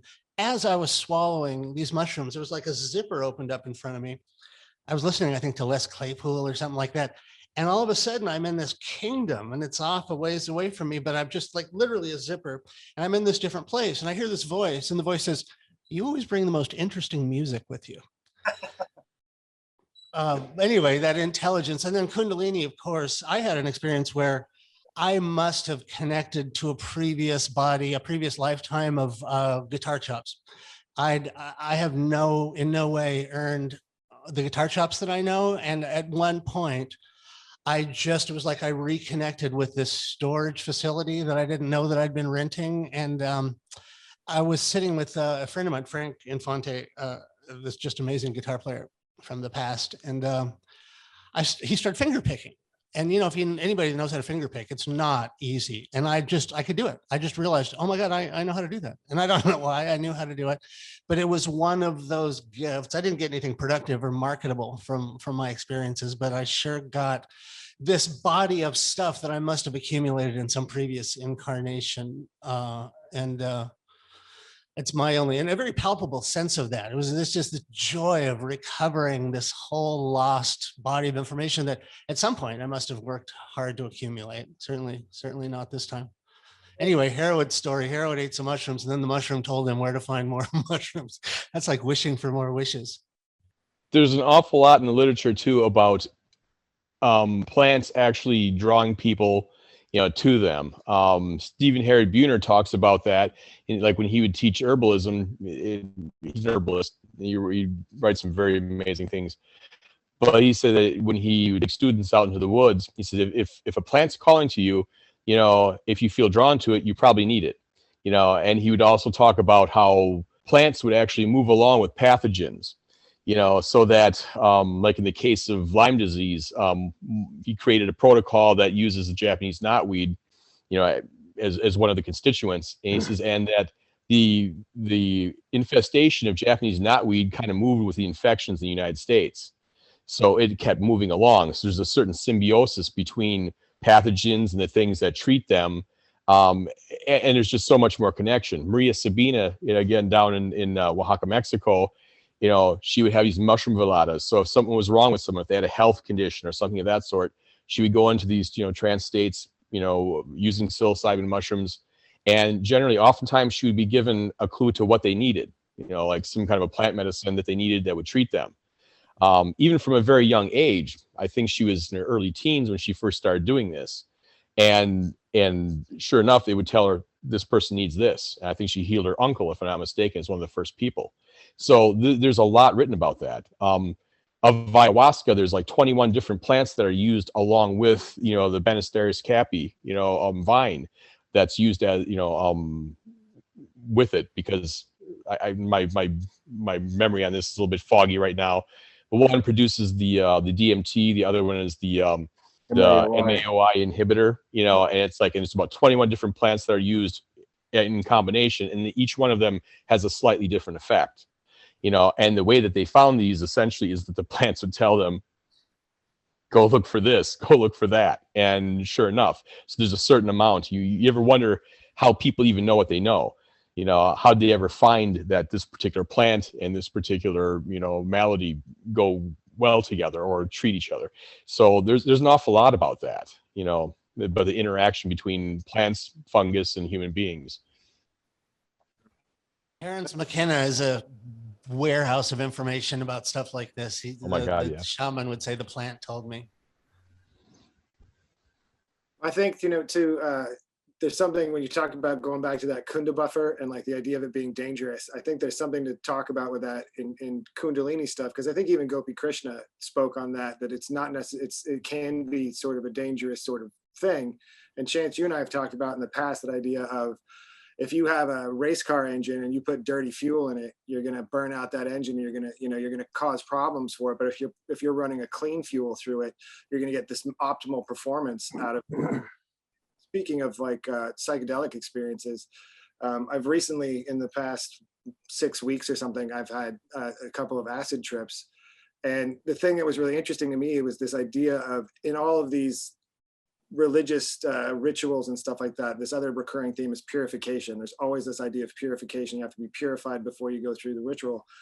And my whole idea is this take on physiology, that you have to purify the physiology of the body so that the fluids and this fuel is pure. You know, it's that alchemical refinement and distillation. It's constantly being distilled and distilled and distilled. So you get that really, really pure fuel. And, you know, plenty of people have heard people talk about, like, you know, doing your shadow work or whatever these psychological sort of things are. But the thing that was interesting to me on these recent acid trips was in that idea of purification. When I'm younger and I'm tripping, you have other issues. If you have, or it can happen at any time in your life. If you have issues going on in your life where it's a relationship or it's a job or other things that you're dealing with, or your own psychology or something like that, then the trip is going to be focused upon that work, and you're not going to really get beyond sort of those things. But if you are able to sort of purify that out, then all of a sudden the trip gets to become, I get to have, like, the last couple of trips have been far more enjoyably contemplative, where I'm able to kind of steer where I'm thinking and get this hyper focus on this stuff, where I'm not like, oh my God, what am I doing in my relationship? What am I doing in my career? What's my relationship with my father? Who am I? What's, you know, all of the things that happen that come with those things. And my friend who was with me for one of them, he was there and he was younger and he was going through some of this stuff. His trip for him was much more present in his life and the things that he's going through and having to work through them. And the time that I had taken, the only one time I've taken ayahuasca, I was expecting to have this totally different trip that was different from acid, that was different from mushrooms. And I was expecting this great thing, but actually what ended up happening was I ended up just having to get stuck in this process of going through cynicism that I thought I was through. And the whole trip was about my cynicism, and it was frustrating and annoying. And I was like, I thought I was through this. I thought I was done with this cynicism, and I had to keep harping on it. And I learned this lesson about my cynicism. Cut to now, I'm much older, and the trips, there's been sort of a purification where I'm not stressed out about things, even though I probably should be. But my thoughts were able to go to this other place of contemplation. And I feel like that's sort of this, on a very low level, this idea of purification, that if you're able to purify the body into these states and get to these places where you've moved beyond having to do this personal work, you've moved beyond having to come to grips with yourself or your ego or that thing, it's much, much easier to access these contemplative thoughts where you're allowed to think about whatever sort of thing you want to think about and ask that intelligence, like, okay, show me more about I want to see more ideas about the brain. I want to think more about this physiology, and I can have a much richer contemplative experience because in a sense, I've done sort of some purification work. So I think with that, the danger of the Kunda buffer sort of idea is this idea that if you go into these experiences and you've got dirty fuel and you haven't done this process, you're going to burn the engine up, or that idea of the Kundalini coming up and frying the system. You know, I think there's something to be said. I mean, Gopi Krishna, I think it took him 20 years or something like that, at least to get to this point. So I think there's something to be said about that process of purification and having to get your mind in this place, not only psychologically, like I'm sure like Herwood's book talks about, but also the physiology of it. And it allows you to get to these places where you can get to a more of a philosophical pondering and wondering, and instead of just having a bad trip and being upset about your life, or, you know, doing something like that. So I think there's something, I always think of that episode of Breaking Bad, where they have this awesome new facility because their drug lord has a bunch of money and they've paid for them to have this fancy meth cook place. And the whole episode, they're trying to find a fly in the laboratory. They don't want to that's a contaminant in the laboratory. And, you know, that's the whole arc of the story, is them talking while they're trying to find this fly. But I think it's a really good example that he needed to have that purity, that even a fly coming into the laboratory was going to taint the whole thing. And I think there's something to be said about that, about our physiology and our psychology. When you go through these things, if you have just that one fly in there, that one nagging thing, it's going to taint that whole experience. So I think there is a level of you know, danger or problem if you go racing into these things. Like if you haven't prepared to climb Mount Everest and you're in like flip-flops and shorts, you're not going to succeed well. You haven't really, you know, haven't done the research beforehand to go on the journey. So I think there's something to be said about that, the dangers involved, and the process of purification, and making sure you're not just jumping into these things without respecting it or having some sort of knowledge about it, because it can end up frying the system, or, you know, causing problems. And I think that's probably why some Kundalini experiences, people might say, oh, this is schizophrenic, or this is a problem, because perhaps if someone did have one of those and wasn't prepared, it might send them into psychosis. And when you think about like Sid Barrett, you know, frying his brain on taking too much LSD, and you can do the same thing. You can overload the system with far too much and then just fry it, you know, and then you've burnt the thing instead of actually utilizing that flame. And like Chance, like we've talked about that alchemical story of making a fluid so that you tested the purity of it by igniting it on fire with a rag. And if the rag doesn't burn, if it doesn't get consumed by the flame, then your fuel is pure. You know, it's sort of a strange concept that how you're going to have this, you know, this fire and this burning that doesn't consume or burn the thing. And then you get into the burning bush, that idea that you have a bush that burns and it doesn't get consumed by the flames, you know. So there's something to be said about that going back to that danger of the Kunda buffer and purification. Kundalini sickness, literally, you have these extremely fine filaments in, you know, your cortical structure, and they're the same things that retract and go away as you start to get older and you fall into dementia. But that literally, that metaphor of the torch was, I was going to bring that up. That was great. Or the princess and the pea, you know, you have a pea at the bottom of all your mattresses. But the purity of your fuel, your torch, is literally your synapses. And if you're messing around with high voltage, I know people, in fact, I hesitate to say this, but I'm certainly a living example of burning yourself, burning the fine filaments. And Denise can regale you for hours. I will, yes, I will testify to that. But also Kris has been putting his hand up. So if we have to go to Kris too in a second. Are you ready, Kris? Oh, sure. I just was thinking about what Brad was saying, because maybe in conjunction, that fuel is almost like consciousness being kind of the premateria. It's got to be pure. You know, you think about the scale that's got your heart and a feather on the one side, and if it's at a balance, and balance kind of is kind of akin to harmony.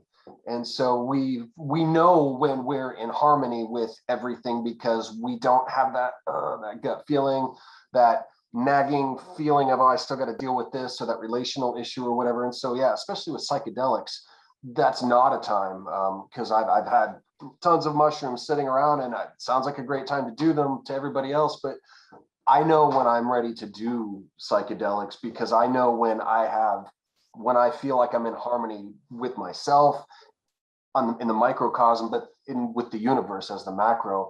And in those times, like you said, you are so open, because that fuel, that engine, and those synapses they're not misfiring. There's not synapses going off here on the side that are saying, oh, think about this. And it's just this dark, this blackness in your brain that will consume your consciousness and give you a horrific trip. So I just want to ask you guys though, Kris, Brad, every single one of you, because I'm going to harken back to something that Skott said. How on earth can anybody do psychedelics in the world as it is today? Like, I literally have some kind of future shock that is coming back to me, that has created such a, I've done internal work since I was 16, since my mother died. I've cleaned, I'm like so thoroughly worked on, and I probably have a lot more to do, but I mean, like, I've actively worked on myself. And in this world and in this condition that we're in, I cannot see myself opening up in that way. It's just like Scotty said, there's some force that's kind of trying to keep the lid on us. And is anybody else experiencing that? Is anybody else feeling that? Or is it just Scotty and I? I found it come a lot smoother since I used diet to make my labs better than the average. Well, that's part. Chance is finding that too. Aren't you, darling?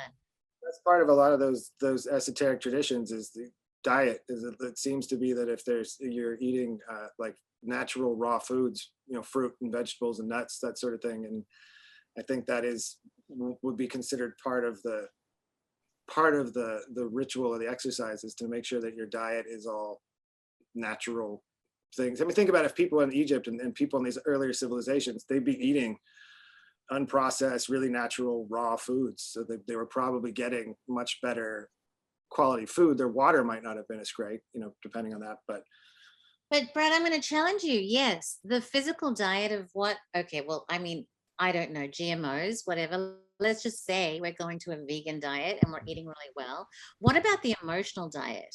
What about the stuff that's in the ether that we're all consuming on social media, on the news, from what the government is telling us? I don't think there's been any time in history where the mental diet has been so dysfunctional, let alone the physical diet. It's something I think is really important. There is no perfect time period. Conflict you're always going to have it. Andrew Weil would talk about that too in his 8 Weeks to Optimal Health. He is actually involved in the psychedelic community and was kind of early on, but he would suggest media blackouts. And I, quite frankly, at times, I think you absolutely need to. You're getting hammered with, especially this day and age where we have many screens we look at from our phones. 20 years ago, we didn't carry these things around with us all the time, and you're constantly bombarded with certain images and ideas. And once in a while, you just need to shut them off. There's always going to be conflict in life. I think if you waited for a perfect time where everything was wonderful, we would never do anything, I think we can be proactive in that exact approach, though. I think it's a very good point, actually, about our diet emotionally and media. It's one of the things that I try to be very cognizant about is, what am I taking in? What am I reading? What am I listening to? What are the conversations that I'm having with people like? What are the people that I allow into my personal space like? I think it's, I had an epiphany years ago. I was eating a plate of just greasy pasta, and I was thinking, if I ate the same greasy pasta every single day for 4 years, my body would, if I was still alive, would be made up of nothing more than that reconstituted pasta. It's just taken those atoms and reshaped it. And I'd feel greasy and crappy, just like that pasta was. And then I realized that it's no different than the conversations I have, the things that, like I said, everything, the music that I listen to, the television shows. I don't watch TV. I do watch I do watch Magical Egypt. In fact, today, delivered. But yeah, no, it's very important. Our spiritual, our emotional diet, everything, all things considered, because we truly are what we eat. We will assimilate everything that goes in. And the interesting thing too is our subconscious is always on record. Wow. That's why we can do with this regression therapy, and they can say, oh, okay, well, you're talking about this, but what was on the wall behind the person that we're talking about? What was on the poster? What was the number specifically that it said? We didn't notice that in our waking consciousness, but our subconsciousness, for whatever reason, from maybe even before we were born, has been on record with every single detail. And so people that like to say, oh, I don't listen to the words to that music, or whatever, it doesn't matter. And I'm not trying to preach anything other than just the truth that it really does matter. We really, whether we know there's GMOs in the food we're eating or not, they're there. If we're eating them and they're in there, whether we are ignorant of it, it's still becoming us. We are becoming that. So I've just had to, kicking and screaming, entirely involuntary basis. I've had to stop eating meat recently. And it reminded me of one time when I was really tripping. Every once in a while, like every 10 years or so, I'll have a really strong psychic flash when, my pineal gland's open. One time when Bernice and I were in Las Vegas eating mushrooms, I was laying in bed and I kept having this weird vision of seeing myself in the mirror, and I was a Mexican, and I had a big mustache and like big Tom Selleck mustache, and I was raking, and I was just thinking these thoughts of a gardener and worrying about my wife, but she wasn't my wife, and I could see her face. And I'm like, where is this? What a weird, first of all, never trip in Vegas. Because of all the carpets, the ugly carpets, and a million other things, bad spirits, never trip in Vegas. But anyway, so I get up and I'm just wandering around. I'm shaking my head. Why am I having such a terrible, weird, ugly thoughts? And I look down, and the guy that I saw in the mirror is just outside my window, and he's a Mexican guy, probably a nice enough guy, but he was the guy that I saw looking at myself in the mirror. And I know what his wife looks like. I know what he was thinking. And anyway, so every once in a while, every once in a while, that'll happen to me. And one time I was super tripping, and I took a bite of steak, and I had a connection to that cow that I was eating. And it was the strangest, because there's no words, they don't speak, and they don't participate in media to the extent that I can. But anyway, I was having these, it was just the same as this Gardner, only it was cow stuff. And it really hit home with me why Muslims eat what they eat, why Jewish people don't eat pork and shellfish.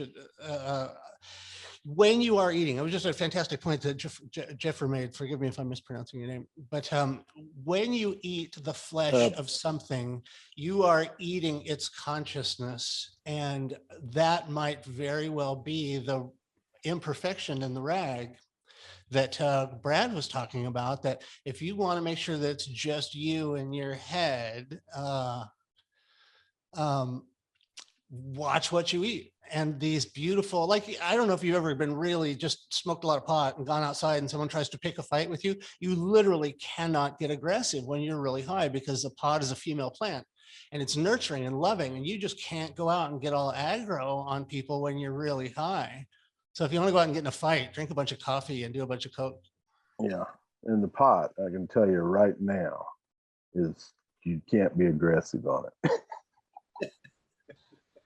Yeah, I mean, good on you. It's amazing. So when you think about, we eat, because our culture has been stolen from us, and our identity has been stolen from us, and our reality has been curated by people who don't have our best interest in mind. We think that we eat as a creature comfort, and we think that we eat for pleasure, and that all we've been ever trying to do is to be consumers. So we look at our hunger as an opportunity to go feed some money into Taco Bell. Hopefully nobody eats Taco Bell anymore, and if you start thinking about the idea that the reason you eat, very Eastern thing, the reason you eat is to balance your energies, or, affect your, for shortcomings in your bloodstream and things like that, then all of a sudden this idea that Jaefar brought up, really important. And I love, my God, we were in Florence, and there's a thing called the Florentine steak. It's like a boogie board. It's like, oh my God. Anyway, a whole other story. But so I'm not adverse to eating meat, but I do definitely recognize that you are consuming the conscious. So imagine lobster. Like, are you eating a crab? What's going on with you absorbing the? I suddenly want to start pinching people and using my antenna. First of all, I have to second your thing. Never trip in Vegas. It's a horrible idea. I've done it numerous times because I would go to school in Colorado, and then we have like 6 weeks off between Thanksgiving and New Year's. So I just drive home to LA. So from Colorado to Vegas was 12 hours. And then you had 5 more hours to go to get back to LA. So if I could get Were you in a convertible? Were you in a big red convertible? No, it was not. But I would go there and I would stop at Vegas. You'd be like, that's a 12-hour drive. It's long enough. Let's go to Vegas. And then if I had a buddy with me or something, we would trip because we're Hunter Thompson fans. And it's the worst idea ever. It's the worst. Don't do it. It's terrible. It's the worst place you can possibly trip. But then secondly, who the fuck eats steak when they're tripping? That's ridiculous. That sounds horrible. That sounds awful. I would never want to sit down with a big, I could never do it again. I would never do it again. And even as I was doing it, but yeah, I connected with this cow and it was awful. And then it was like the blood and the veins. And you realize how desensitized we've become to be able to do that in the first place. It had to be just visually horrible. I'm sure it was moving and not, it had to be just so unappetizing. You must have been starving. That reminds me of a joke. There was a Norm Macdonald joke where he said, my girlfriend's vegetarian, and on Thanksgiving, she has tofu that's fashioned into a shape of a turkey. And it's sort of like someone who doesn't like cannibalism, but they take their vegetables and fashion it into the form of a person when they eat it. I butchered that. I butchered that. I want to just ask a question, right? Yes, you are what you eat. And I've done numerous classes kind of coaching people on how what they eat affects their mental state, right? Remember the devil's edge, sweetie? Oh, he's gone away. All right. And so I like totally get it. And I've totally experienced it. I went on fast and like, it's amazing. Like I've been on several fasts, but the first fast I went on, it was like eating is a scam. I totally got to the point where eating is a scam. Like you don't even need to eat your food. But I want to, what we feed our seen The Social Dilemma, the documentary, The Social Dilemma, in terms of the state of our society right now, the reality tunnels that we live within, and how social media is injecting these ideas into our brain. You cannot tell me that the food that we eat is less deleterious than the ideas that we're absorbing as an individual and as a collective. I just tell me I'm wrong. Prove me wrong. Somebody. I was going to say, I think I agree with John in that with everything that's going on in the world today, I find myself abreast of things happening in the world, but I don't pay terrible attention to it. And I live out in 5 acres of woods, and in my day-to-day life, I can go to check news and headlines and maybe see what's going on. And plus, because I work for myself and from home, I'm not out in the world. If I was out in the world and had to work and had to commute and had to be things, I think it'd be much more on the forefront of my brain. So I feel somewhat privileged in that I can be sort of isolated and a hermit, but I don't get as worked up or as caught up in a lot of the minutia of this crazy world we live in, because I'm in the woods a lot of the time, and it allows me to not get too worried or not get too focused on that. And it only really comes up like if I have to travel or if I have to, try and go see family or those sort of things. But it is easy to not pay attention on some level, despite the fact that there's large scale things happening. And somebody once used this analogy that I thought was really good, and I'm not going to do a good job of relaying it, but it's basically like saying if you lived in a tribe, if you lived in a community right next to a raging river, and you go look at the river and it's this big whitewater thing, you don't jump in the river because it'll kill you and you die. But you keep your eye on the river in case it starts to flood or in case it starts to, come into your community and that sort of thing. So I feel that way about, and it's taken me a while, because when I was in my 20s, I was raging against the machine like every other crazy conspiracy theorist out there. I've been a card-carrying conspiracy theorist for probably 25 years and still am. But I got to a point where I'm able to just keep my eye on the river and make sure that it's not overflowing and then I'm not jumping into it. And I just kind of keep abreast of it and make sure that it, when it's starting to get a little out of control, I take heed and take the necessary precautions. But I don't jump into that river because it's just going to destroy you. And Brad keeps me from jumping into the river quite often. It makes a lot of sense too. I mean, the reality is that to an extent, there's not much you can do to change it, except for working on yourself. Look what we have here. Look at your artwork, look at Chance's. When you're focused on your own thing, you're doing the best that you can for the world around you. Whether or not you can do anything, about the other things that are going on in the world, any number of disasters that are happening, can you directly impact and make a change in any of those? And the reality is you probably can't. So yeah, I think our best thing is to get back to what we do the best, and I think, again, good breathing, a calm nervous system, and is really what gets us there, is the best thing you can do. When it comes to things too, like food, it's kind of it's funny. It's an omnivore's dilemma. We don't all. I don't think we all should eat the exact same thing. Like meat too. I remember hearing one time someone made the assumption that the Dalai Lama was a vegetarian, and he's like, "No, I'm a Buddhist." These are different things. In Tibetans, it's a different culture from Indian Buddhism. Where you're going to find more vegetarianism, but in Tibet, where it's a rocky mountainous area, if you don't eat yak, you're probably going to die. So, it varies. And I think that what you have to do is find that works, the best for you. Anything that's clean, a better whole food, no matter what you eat, its source, I think, is important. But I think there's variation in what people can eat, and we have so many, like any other messaging that's going on right now. Diet is one of the worst things. If you listen to all the diet advice that comes through popular culture, you couldn't eat it all. Just to pipe in on what you're saying as well, with meat especially, you're bringing that consciousness of that animal as you eat that. And so if it's living in terror and fear and abuse, that goes in. You are God to the cells of your body. All your little cells are these little conscious beings, and you get to give them food and water and oxygen and all these great things, or you can give them poison, but they're taking that in at the most base and basic level. And so that consciousness is coming in with that. I mean, we can magnetize. Apparently the cows in an abattoir, the cow that's about to be murdered watches the cow right before him. And so the flood of adrenaline that hits and fear in your last conscious register that was impressed on your flesh was this giant, oh shit. And then somebody else eats that. And that's fascinating.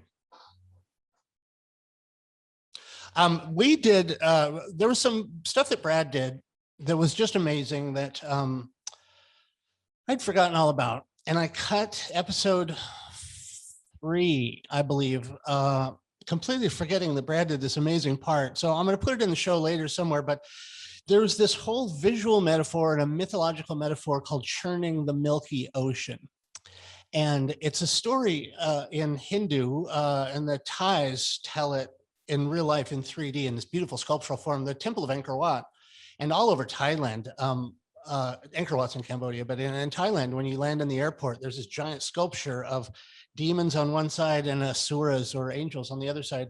And they're doing a tug of war using Vasuki, the infinitely long snake. And there's a fulcrum in the middle that is a mountain, Mount Meru, balanced on a turtle. There's the whole thing. This thing in one encapsulation literally tells you the entire story of Kundalini, but it encapsulates all this stuff that we're talking about. And if you study the story, I'll try and do this really quickly. It's all about the Amrita, first of all, which is an incredibly Kundalini reference. And the demons are your, like the lower, the netherworld, the underworld, all the entities and desires that happen below your belt, below your equator, and then the angels, And so everyone's fighting for this Amrita. And the Amrita is a metaphor for what you collect when you do abstinence and retention and energy cultivation and all that results in this cocktail, as Brad just enlightened me. That whole word cocktail, so alchemical. So this cocktail, anablastemic incomoma, is an awesome word that Brad also unearthed. Whatever it is that accumulates and begins to sublimate when you are not expending your sexuality, this elixir of immortality that they refer to as Amrita in these things. And the demons want the Amrita for obvious reasons, for sexual reasons. And the demons, at least in me, have a really loud voice, and they're very demanding and grabby, and they almost always get their way. But the angels have a use for this Amrita as well. And so the angels are on one side of this, and it's a milky ocean. Hello, like, when have you ever seen a milky ocean, except what a giveaway?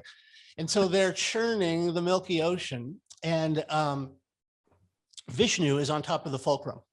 And as they start to succeed and the Amrita comes up, Vishnu says this amazing thing. He's like, as you start to churn the ocean, as you set down the path of Kundalini, you're going to uproot all kinds of treasures from the ocean, magical treasures, incredibly valuable gold, all of these treasures. Then you can kind of think of those as the cities and all these weird, magical, psychic, intuitive things that start happening along the way. And you don't want to get distracted by the magical baubles. Forget about them until the object of your object of the endeavor comes up. But the other thing he said is, don't let yourself get angry. Don't let yourself get excited. And it's an incredibly interesting callback to the alchemical tradition that the alchemist has slow and gentle and steady heat on the Athenor. And moments of, like, obviously drinking and stuff like that, eating a big steak or In-N-Out burger. I haven't had an In-N-Out burger in 14 years now. Anyway, but anger, not only just bad meats and alcohol and stuff, but and bad emotions, like Vinny said, anger and all of these extreme emotions. I don't know if anybody cooks, or hopefully we all cook, but if you've ever made a béarnaise or if you've ever made a hollandaise, if you just get the temperature just too much, the whole thing separates and you can't put it back together and it's ruined and you have to start all over again. So whatever metaphor you want, or probably if we have whiskey makers, there's probably the exact same thing goes into spirits, quote unquote spirits. There is a steadiness and a degree of calmness that you need to maintain to keep your Athenor from boiling over. And it is one of the things that Vishnu says to the demons and the Asura, well, to the Asuras more than the demons. And anyway, as a result, I didn't know any of this when I went to Cambodia, and I didn't understand. I knew that something was going on. If I filmed this stuff, I could go home and weave a story together. I had no idea how overtly tantric it was. And this amazing culture that really doesn't exist, and nobody's exactly sure what happened to them. I mean, the people are still there, but the culture's not. And maybe they are, and they just don't share their secrets with, you know, any clown that comes walking by. But it's all right there. And if you want to study something that completely encapsulates the Kundalini endeavor, it is there, including this thing that, like, I'm really digging deep to try and get to some culmination in the series. And what is the lesson? Why do they go to all this trouble and all these details, the demons and the Asuras and all that, and everyone's fighting for the Amrita? It was Vishnu, who was the highest of the gods, the god of the gods, who took the Amrita and said, look, I'm the one in charge here. I'm going to distribute the Amrita. So somebody brought up Gurjev a while ago. If you're a Gurjev fan, you realize you have all these competing voices in your head. It's like you're a bus, and there's everybody on the bus has their own opinions about where the bus should go. And it's utter chaos unless you appoint one voice in your head as the Vishnu. And esotericism is the art of understanding which of those voices is actually Vishnu. And if you listen to this one voice and only the one voice, Vishnu is going to tell you, nope, the demons cannot have the Amrita. Rahu, who tries to steal it, there's a whole amazing story about Rahu getting his head cut off right at the point where this stuff comes out of your palate. That's a whole other Mantak Shia thing. The reason you put the base of your tongue to the roof of your mouth is to seal off this point where certain secretions happen so that you can keep it, instead of metabolizing it or instead of using it for sexuality, it helps to metabolize it. So the whole idea of Rahu getting his head cut off as he tries to steal the Amrita is all part of this regulation of the flow of this anablastemic enchymoma or Amrita or whatever you want to call it. So just having gone on this process, it allows me to grandstand a little bit and call attention. No, it really gave me a insight that I didn't have from any of the alchemical, because the alchemy is opaque in its own way. It's beautiful and it's brilliant, but it doesn't really tell you if you don't already know. Like, it's great if you already know, and then it's all right there. But if you don't know and you want to study this churning of the Milky Ocean, it addresses Brad's point about the point of virtue. But if you really look at the whole model, this idea of the Vishnu, you have to elect a Vishnu in your head that calls the shots, because the demons are going to want it for their own purposes, and they're really persuasive and they really love to get their way. And that you need, I guess I'm repeating myself now, you need an executive, a CEO in your own head, and you need to learn how to identify that voice and then listen to what it says, because frequently it'll tell you something once and then it won't talk anymore if you don't listen to it. And anyway, that's it. I'm just going to figure out. Fascinating part about that though too is that you need a dichotomy, like the angels and the demons, struggling against each other. And this is seen too if you look at things like the sacred magic of Brahma and the mage. We go back to the HGA concept again too. One of the things that has to happen after knowledge and conversation is you must get all the demons in line. You must deal with the 4 crown princes and all their servitors. This is done systemically. over the days after the knowledge and And conversation. Solomon building the temple too. Solomon subjugating the demons to build the temple. Go ahead. I'm sorry. Yeah, no, that's perfect. It's exactly the point, is that this friction or this tension has to exist, in order for this to be even possible. That's why the whole concept that you're looking at beings that are, I think, on a different, if we want to use the metaphors, of angels and demons, these are beings that are pretty much so seen as being cut kind of from the same cloth. And it's not so much that they're opposites, they're the fabric of reality, if we want to look at it that way. They have their place, and despite the Christian concept of the war in heaven, which there was none, any good Solomonic magician will tell you, all revere God, all of these beings, they have respect, and they have respect for hierarchy and the whole bit. And the reality is that this is, again, if we look at these things as being, what reality is made out of, you kind of have to have them. Without your desires, without these things that are fundamental to our human existence, you wouldn't have the opportunity for ascension. There wouldn't be that. You have to have light to have dark. You have to have, up to have down. We really function on this dichotomy of almost everything. Only at the top, if we use like the tree of life, only at the top, when everything has been reconciled, is there some sense of, of singularity. Everything else after that is bifurcated. And the real, diving into reality is simply that it's a series of bifurcations, that you're just getting farther and farther into the material world or into reality. It's just multiplicity, the concept of monotheism and polytheism. All polytheism has an originator God, that everything else unfolds from. Even Christianity, the Judeo-Christian religion, really has this. Be'er bara Elohim, Elohim, that's in the beginning, God created, but reality, it's in the beginning, God's created. It was essentially a plural feminine form of that word. So, sorry, I'm kind of going on a riff here, but yeah, just wanted to point that out. Absolutely, we have both of these. We see this far back. We see it in Egypt too. We see, the shadow self, holding the ba down from flying. It's one of these things that we must overcome, and if anything, And it's the statue of Horus and Set, it's one of my favorite pieces. Yeah, And man, I I love milk it. the hell out of that in Magical Egypt. It is, I've never seen a more fantastic living schematic of, I hope we've all read Ian McGilchrist's book, The Master and His Emissary, about the relationship of the left and right hemispheres to one another. And there's never been a more perfect schematic of that.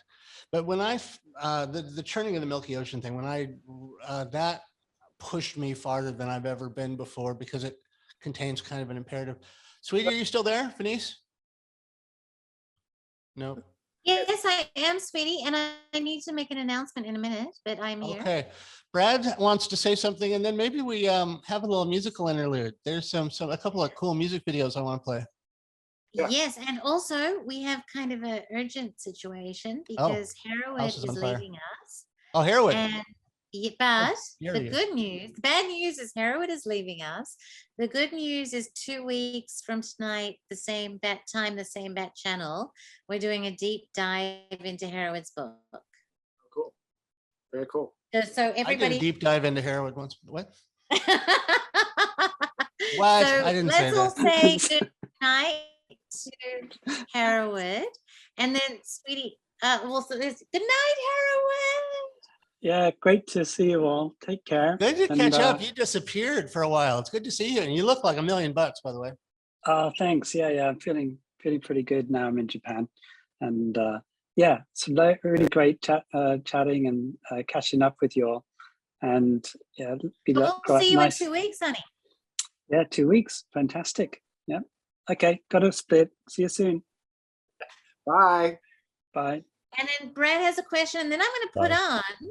Okay, so what I'm going to do as a musical interlude is I'm going to put Skodts Song on, and then I'm going to put on Kris's song again. I'm glad he's gone. Without Fuck that destroying guy. it somehow. I don't know what I did, Kris. I'm so sorry, but I don't think Chance talking over it helped it. Sorry. Go. Go.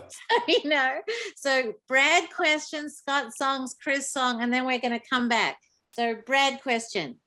I didn't have a question. It was more just to touch on that point of the story of the churning of the ocean of milk story.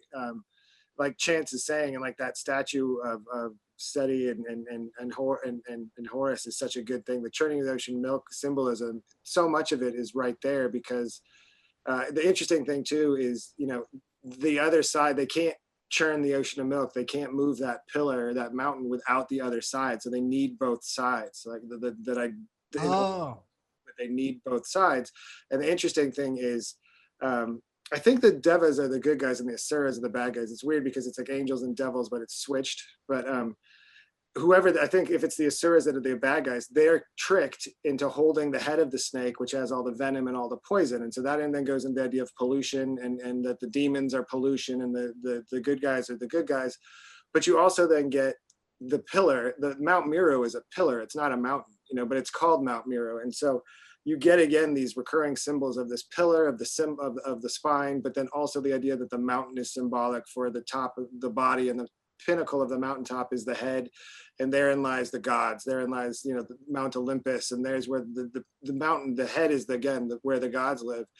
And then you get that fluidity. And I think so much of my own stuff that was helpful for me was I just started looking up words that dealt with fluids, with oil, with blood, with water, and any of the milk or any of that stuff. And so the thing that's interesting is that idea about Amrita, or the elixir of life. I think far too often people associate that with some sort of psychedelic brew, and they think that there's the soma, that it must be a drink. What is this thing? And I think if you think about it as that internal fluid, that internal physiology, it doesn't have to be some concoction. It doesn't have to be like, well, what psychedelic brew were they drinking? It has to do with this sort of internal fluid. So in that story, in the churning of the ocean milk, it has basically all of the symbols that you can need. It has these two opposing forces that are required to move. You know, if you think about that, without repulsion and attraction, the universe is static. If you don't have atoms and electrons smashing into each other, or things repulsing or being drawn to each other, then nothing moves. So you need that push and pull of the opposites, but you need to use them in unison. You have the spine, you have the mountain, you have that fluid, that Amrita, that elixir of life. So that one symbol, that one painting or sculpture that's been done so many times, much like that statue, has all of it. It's just all of it right there. And it's one of those like masterpiece works of art where in a single image, be it very complex, you know, it's all right there. But that's why that Egyptian statue, to me, the thing that was interesting in Egypt was those statues are so like from a graphic design point, they're very minimalist. Like if you think of like a statue of Tutmosis, it's very simple. But if you think of Michelangelo, it's this verbose. You see all the knuckles and the veins, and you see this amazing stuff. But there's something about that boiling down that the Egyptian artist did to just this really basic form and shape. And so that statue of just the two sides with their hands, that you and I have talked about, like that's it right there. That's the whole ball game right there. And that churning of the ocean milk is too. And it has all of that symbol. And if you know what they mean, then you realize from a work of art, like this is just a masterpiece that's dealing with consciousness. It's dealing with this ability to do that stuff. And it's those, once you understand that symbolic language, all that stuff starts to make sense in a way where you're like, oh shit, it's all right here. They've put it all right here in this. And it's just, that's one of those great works of art, you know. It contains everything that you need to know in that story. I don't know so much about when it's with drugs, but when it's not with, when it's with drugs, does it come from different directions? Like when it's not with drugs? Like I know some feelings go up and some feelings go down, and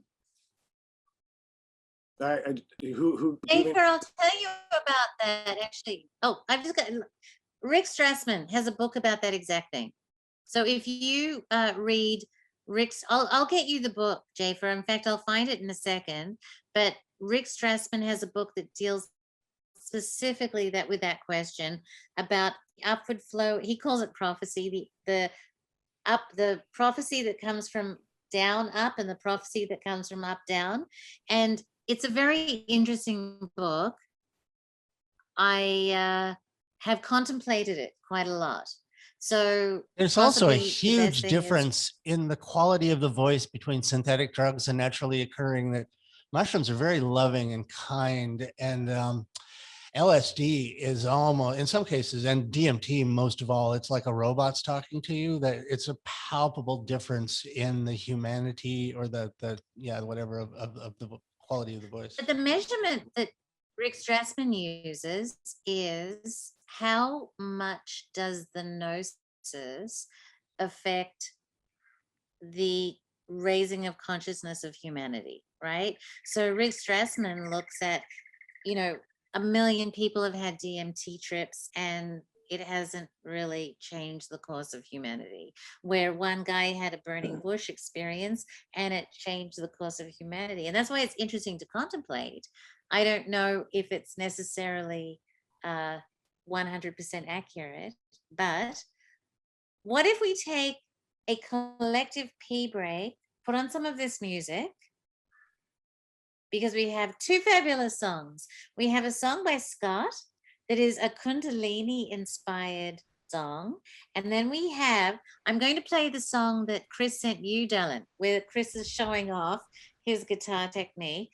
And it's disgusting because I can't do anything anywhere near how good he is. So we'll do those two songs and we'll come back and continue. Yes? Can I show Chance something first? Okay. All right. I'll do that. All right, my loves. Here we go. Here's some music. Wow.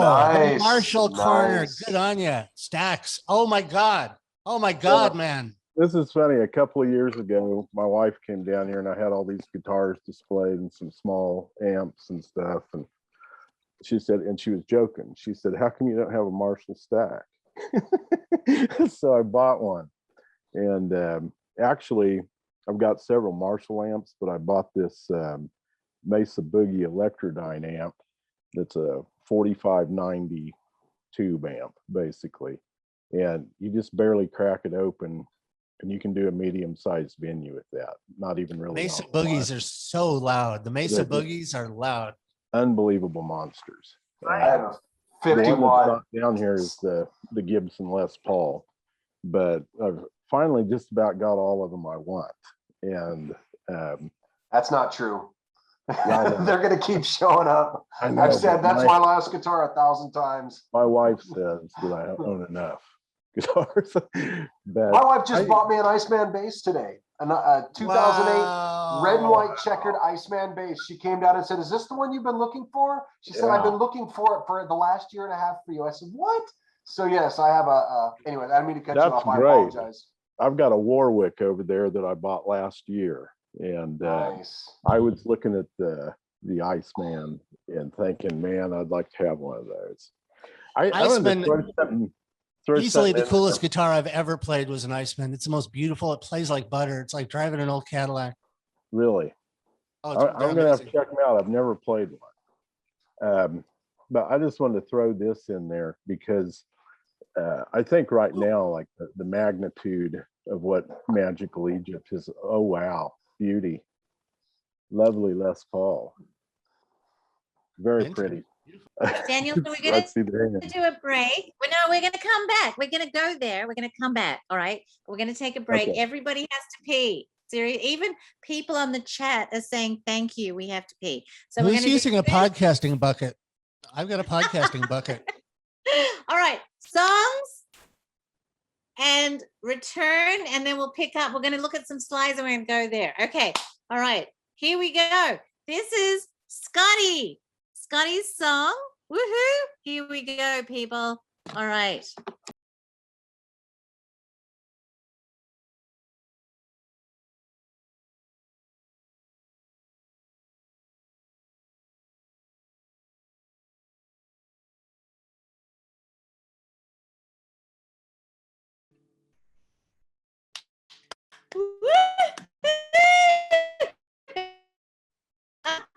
Amazing. So good. So good. Now, Daniel, I feel bad for stopping you because all the people on YouTube are like, "Woo, go Daniel." But I just want to say, you guys, the music was absolutely beautiful. Like really completely different, but like completely awesome. I got goosebumps on both of them. Scott, post make sure we have a link to yours. I couldn't get a good playback on yours. It was a little hitchy for me. I'd love to watch that again in a smoother way. I think we might be having bandwidth problems here, but my God, that animation was crazy, crazy good. Like Waking Life. Remember Waking Life? Did you ever see? Yeah. I love that animation style. Yeah. Thanks, man. Yeah, that was that. And those old Disney rotoscoped things too, like the 1930s kind of stuff. That was a big part. But yeah, Waking Life for sure. I love that. I love how they did that. I did not have the time to do what they did. I did a rough, dirty version of that. I find sometimes it really, it's counterintuitive, but it works better if you go to like 8, 9, 10 frames a second. Like Beavis and Butthead was in 12 frames a second. Yeah. In hand animation, just because it's a nightmare to do it anything more than that, but it actually looks a little better. It looks more dreamy, and you get into an uncanny valley when you get up around 24 to 30 frames a second. Plus, it's just so much work. Yeah. But really, really nice, and the colors were good and beautiful. I've just been playing around with something called it's a pencil sketch thing, and man, I'm such a fan. Not to draw attention to the tools, I fucking hate it when I do something and people, it's like telling Leonardo da Vinci, wow, you must have such a good hammer and chisel. Your hammer and chisel must be really expensive. That was a beautiful aesthetic expression. I'm sorry to call attention to the software. I'm as far as I know, you did it all by hand on paper. No, God, no, I wouldn't do that. No, I tried doing that 6 years ago, and I realized I need a small animation studio to do that. So what I did was, yeah, it comes down to tools. I found a program that it's basically kind of like an algorithmic tracing program. So there's so many different parameters. I spent like a few days, maybe close to 5 to 7 days, tweaking all the parameters to find a way that made it look like my illustration style, and then had to just, work with it as the hiccups showed up, as they always do.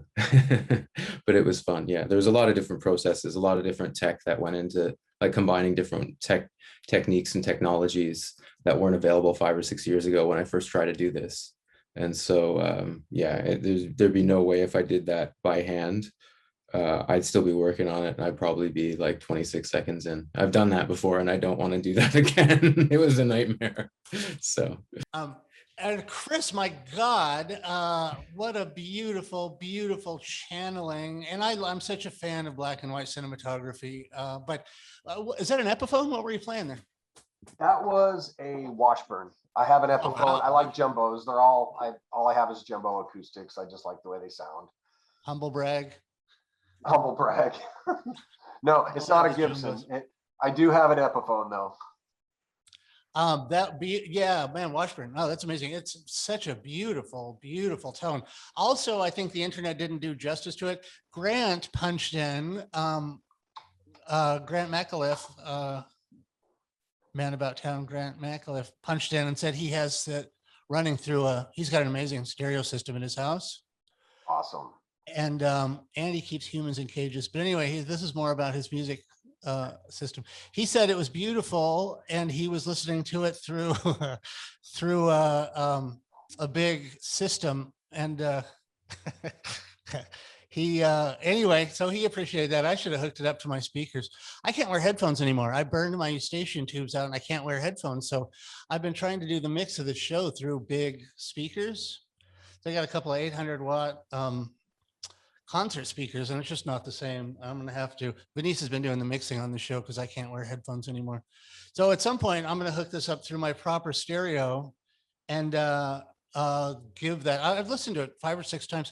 I think we talked about this. Every time I listen, it's like I'm a ghost. It doesn't matter. It doesn't count on your view count, no matter how many times I listen to that song. I don't know why. I'm apparently not a person in the eyes of YouTube. No, I got a couple now. Oh no, I'm not looking at that. I'm actually looking at our current conversation. I have 29 views, but I did just upload it the other day for you. And I think a lot of those, I know, I'm going to be famous. You're a firework, baby. You're a firework. Hey, Grant, does your microphone work? Speaking of shadowy lurking characters, Grant's one of those people that prefers to look at you from behind bushes and stuff. So it's in keeping with his persona that he's declining to show himself. God knows what he's wearing, if he's even wearing gender appropriate clothes right now. So Grant and I have been having a conversation offline, and he's Okay. going to buy a camera and mic so that he can participate. all right. Yay. All right. See, I could make And a I picture promise predator, you, Jeff. and I'm going to convince him to wear his sweet transvestite from Transylvania outfit just for fun, for good measure.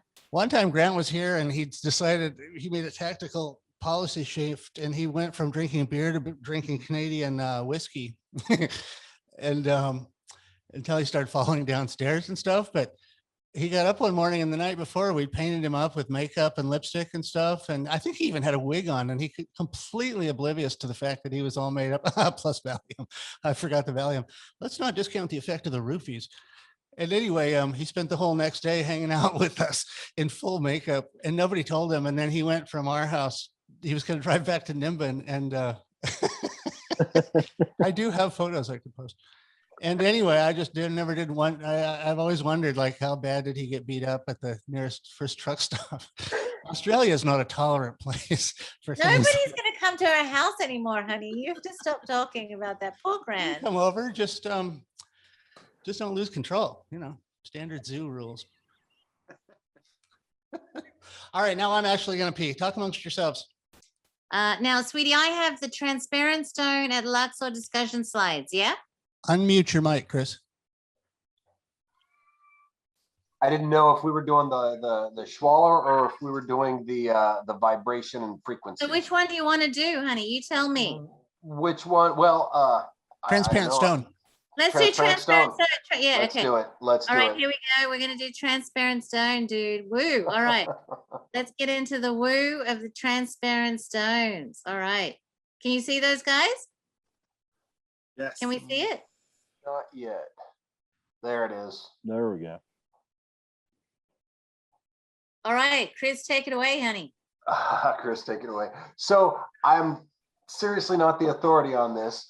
I just went to Egypt this summer, and of course I read the temple in Man, the smaller version, and I came across this, and it just seemed very interesting because this transparent stone. It's not actually transparent, of course, but to be interpreted, apparently you have to kind of look at both sides of what's going on. And so if we go to the next slide, he how do we go? Okay, let's take it one sec.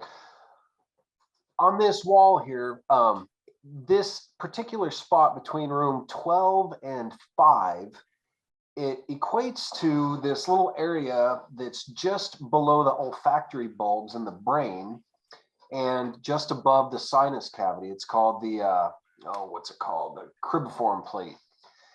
And on the room 12 side, it's got these little, well, it's the symbol for cloths or clothes. And then on the 5 side, it's got the symbol for box of clothes. And so they're equating that to weaving, and weaving being that it is a type of kind of like a filter almost. And I'm speaking from a very little bit of understanding. I'm hoping that you guys can help flesh this out and maybe enlighten me a bit.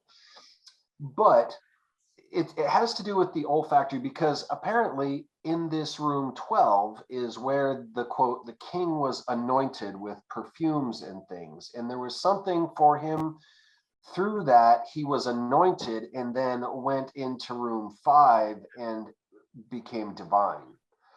And so it's interesting that if you consider this cribriform plate, that the actual there's nerves essentially coming off of there through this little filtration deal in this bone that is actually like Daniel was saying, how, you know, with our visual, we've got all these different centers that are picking up different parts of what our eyes are seeing, and all these different little aspects of our brain are putting it together to contribute to our experience of visualization. But ultimately, everything that we're taking in is an electrical impulse interpreted by our brain, to put it like Morpheus said, except for, except for the olfactory bulbs. That is the one sense that we have, other than taste, but they're both kind of based in the same area, that we actually integrate and experience the reality around us, because we're actually taking in the chemical compounds or whatnot of our surroundings. And so it made me think that, thinking back about, have you ever smelled something that you haven't smelled since you were a kid? Orange blossoms. When I was a kid, we lived in Florida, and years later I went to Florida and I smelled an orange blossom tree, and the biggest flood of memories, and not just memories of tangible things that I saw, but the way that I felt took me back to being a kid. All of these things, it was like time travel. And so it's interesting that the olfactory, that this place, that the king was anointed there in room 12, and through that experience, and typically anointing is something that's done on purpose. It's not something that happens by accident. It's an actual something that we do with it. It's an act of will. So it makes me wonder about things like when we burn incense, especially specific types of incense, when we do it maybe for ritual purposes or different things like that, or meditations. Is it possible that it is perhaps connecting us or helping us to reconnect consciously to perhaps previous lives or other lives that are being lived simultaneously, like Daniel was referring to, and perhaps that, like string theory, that maybe everything's happening right now. Yeah. I'm experiencing it all. I'm just focused in this one body and this one experience, primarily, at least in my waking consciousness. Right. So really, I just wanted this to be more of an open for discussion. Like, what do you guys think about this? I have an idea. Can you advance the frame, Venice? Go to the next one. Go ahead. Whoever said that. And there you go. You can see it very clearly where it's located, and akin to the room.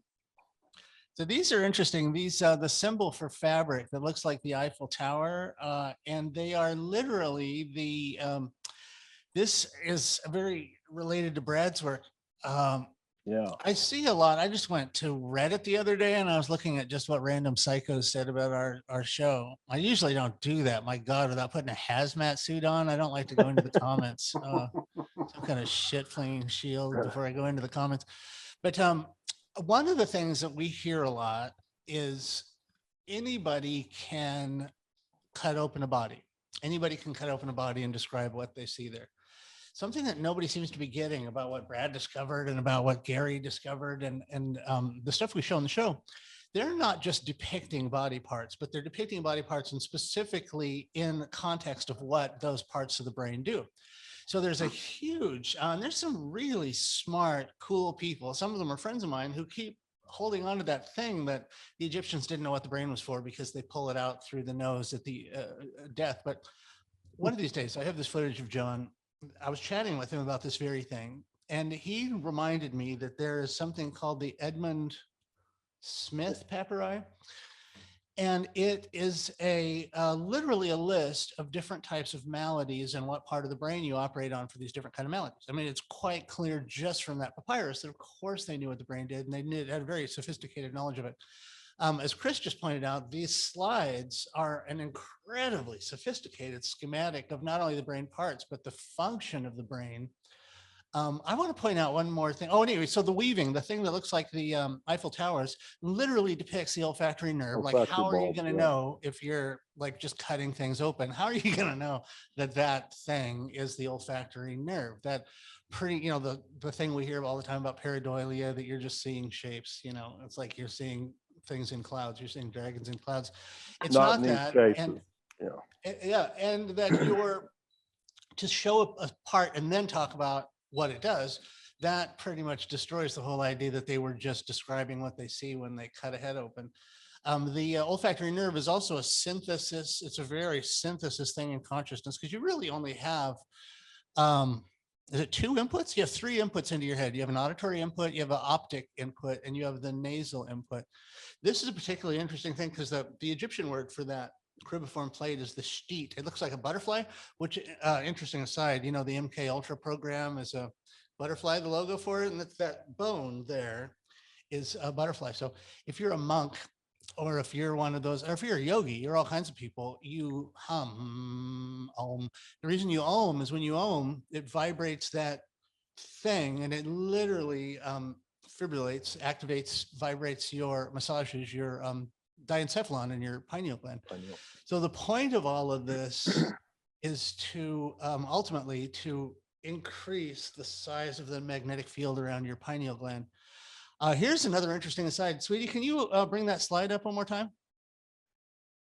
Yes. I just want to point something out and put a physical topographic reference. Hold on, give me 1 second. I learned that from Johnny Carson. What's in the news today? The exact place where this wall opens up on the Temple of Man, right to the right of where the pen is pointing. That is exactly where you, yeah. So right there, if you look at a PCR diagram, that hole in the wall is exactly where they're banging against in the PCR test. But isn't it interesting that not only are the hieroglyphs depicting the functions of the brain, but the architecture is part of the story. That's like beyond 3D to something else. So also the 12 sheaves of wheat, there's a particular type of column that's called the bundled. It's a bundled, basically it represents a bundled bunch of wheat. Of the eye, right? And it's the optic nerve. So you have 12 optic nerves, and the optic nerves are actually in the shape very similar. They work in clusters of bundles. And so the optic nerve is 12-fold, and that is there. The when you hum and say om and meditate, you are vibrating your pineal gland. And then there's other stuff for audio, but those are basically your 3 forms of input. And if you're actively involved in operative esotericism, that's an important word, operative versus speculative. If you're involved in operative esotericism, your goal is to do things, guided visualizations, oming, chanting, and doing some other things to actively amplify the magnetic field. So when your pituitary gland has a small magnetic field and your pineal gland that has a bigger but growable magnetic field, if you can grow both fields so that they intersect, that's the start of psychic phenomena and really the light. In episode 1, what's his name? Savage did this amazing thing that's common to people who've had Kundalini experiences called the photonic event. One of the things that happens is you see this different people describe it in different ways, but it's this flash of light. One of these days I want to do an animation of glowing Skittles. I remember having this experience where this explosion of light, but it was liquid light and it was super bright colors and it looked delicious like Skittles. It looked like an explosion of luminant Skittles. And so I never really talked to anybody about that or thought much about it, but you know, I see the light. People say, I see the light. I think that was Brad brought that to my attention. I see the light means I've had an epiphany or I've had a breakthrough. And then Stavich talked about it. Mark Stavich in episode 1 is the founder and chief contributor to the Institute for Hermetic Study. He's an amazing guy, but I was surprised to hear him talk about what a common experience that photonic event is. And I think we've all hit our head and saw sparks. There's some kind of internal, and if you press on your eyes hard enough, you'll start seeing sparks. There's a way to mechanically fibrillate that football players, or you get punched sometimes and you see sparks. There's a mechanism in your brain where you're activating this weird occult circuitry in your head, and you can do it accidentally, but you can also do it. I first heard about it, by the way, and this is where I stole that term cosmic trigger. If you guys know Robert Anton Wilson, he wrote a trilogy of books called Cosmic Trigger. And they were so good. And they were so funny. Lon and Robert were really good friends. Lon was with Robert right before Lon was with Robert Anton Wilson right before he died. And anyway, I never got a chance to meet Robert Anton Wilson, but it was his mention of this. And he said it in this typically funny Robert Anton Wilson way that if you can go long enough, if you can have sex long enough without orgasm, you'll eventually see lights or something. And he laughed, and he said it in such an offhanded way, but hugely powerful and important statement that he laughed off in that typical funny way that he does. So anyway, honey, hold on. This is a question that I have. Why the need to do an invisible stone? Why the need to put half of the story on one side and half of the story on the other side. Look, Dan's triggering to that. So go ahead. Why that? Well, that comes back to, I feel like there's going to be more and more of this stuff visible, and it's like everything that's synchronistic. There's no way to prove it until you actually have all of the puzzle pieces and you can put them together and do something. And I think we may see that in our lifetime, just because of Chance's persistence in this. And I really feel like that. I know those of us who are interested think this is great, but the thing is I really think that that in time this is going to be the opening of the door to something that actually launches us into the next. Daniel, I want to point out that at least half of this is Brad. I really appreciate his stuff too, and have learned so much. It's natural that since he's not as good looking as me, people would focus on my work more than I don't want to comment. You're both nice looking, I think. Brad has twice the virility and twice the charm and twice the virtue. Because Brad is only 11 years old, so you can't get upset, sweetie. Wow, this is like that.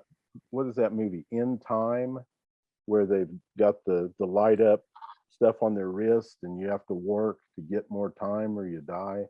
Oh yeah, no, that's because you're a, what do you call it, a leap year baby. So are you 11 or 12? I'm 11 and a quarter. I'll be 12 in 3 years. Wow. Yeah, so he's not even, he's prepubescent. You look terrible for an 11-year-old. You see me feel. Well, But look, I just want to get back to something, guys. Can we just say, because people probably don't understand what we're talking about. Kris, can you explain the whole concept of the invisible stone? What it like, so people, like, we all know what we're talking about, but YouTube doesn't know what we're talking about. So explain why it's an invisible stone. Unmute. Unmute your mic. Sorry. For whatever reason, the Egyptians felt that it was necessary to show some form of a connection between the walls of those two rooms of the temple based on the correspondence that it is in the human body.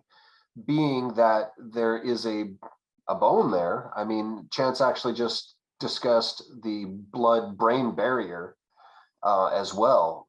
This is forward from that a little bit, but there is, according to what I've read, room 12 is symbolic through their priestly duties throughout the day, where the king was anointed, which was, kind of prepared for his becoming divine. And that next step would be moving into that room 5, which is on the other side of that stone. And that stone speaks, from what I understand, of a communication through something that's not readily available. And correct me if I'm wrong in this. I don't want to mislead anybody due to my own ignorance, but that there's something about that connection with that olfactory bulb, which has to do specifically with our breath, with our sense of smell. Could I add something to that? Please do. Just recently, I was studying some stuff that, well, multiple things, but one of the things is from a medical standpoint that's very interesting is the right nostril and the left nostril do not smell the same kinds of smells. And this doesn't stay that way all the time. Throughout the day, they alternate back and forth. Your taste buds are always savory, sweet, sour, bitter, and then combinations of that. But the olfactory system, they take turns on, which is very interesting whenever you put that in light of anatomy, where I mean, this area this band of consciousness, or this where the 3 entry points into the head are, is also the first time as we're leaving the brain, where you start to see the branching of left and right in the nervous system.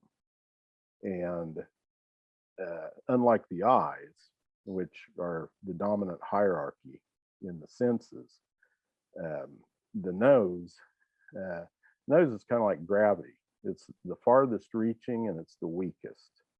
But it's, you know, if you smelled something when you were 4 and you're 50 and you run into that again, you're like, wow. And man, that brings back memories.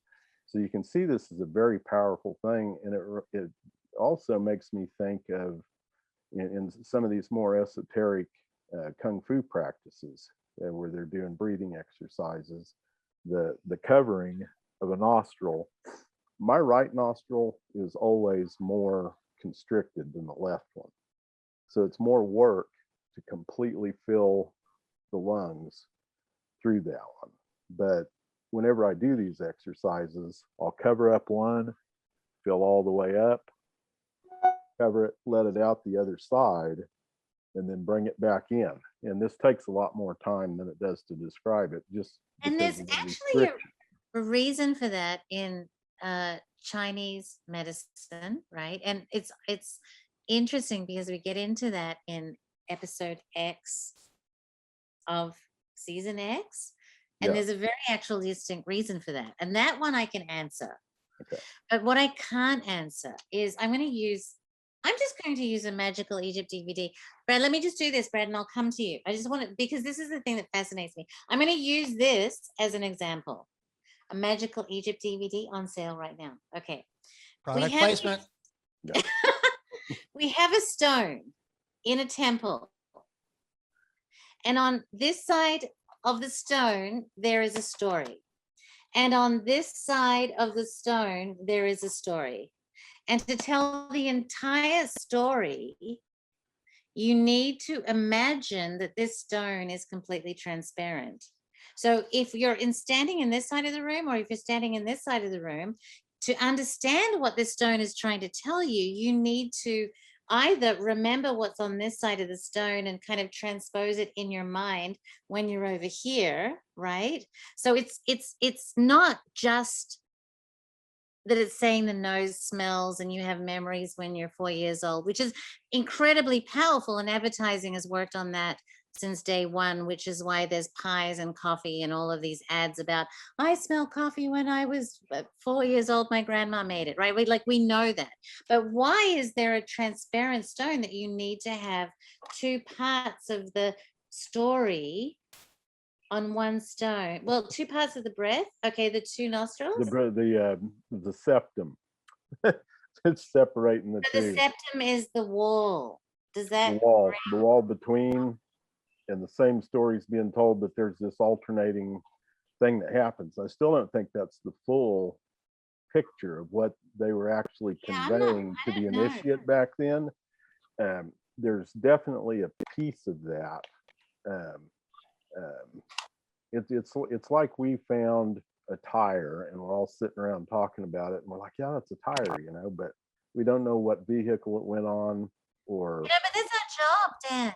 That's what our job. We're like, how did Brad go? I'm just saying our job is to try to decipher this. You know what I mean? Like, this is what we do, what we're doing, because that's what our job is.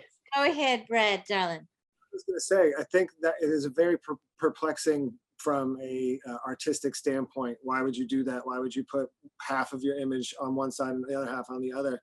And I think it happens in other parts of the temple. I don't think it's just at that particular spot. So, and I personally don't know that much of reasoning. I haven't thought about it too much, but I'm pretty sure John speaks to it. And I think on the trip, I think he did mention that and call it out. And I think it's possible, if it's not in the first Magical Egypt series, it's at least in some interview with John somewhere, where he does touch on that concept of that artistic technique of putting half of the side on one stone, the other half on the other.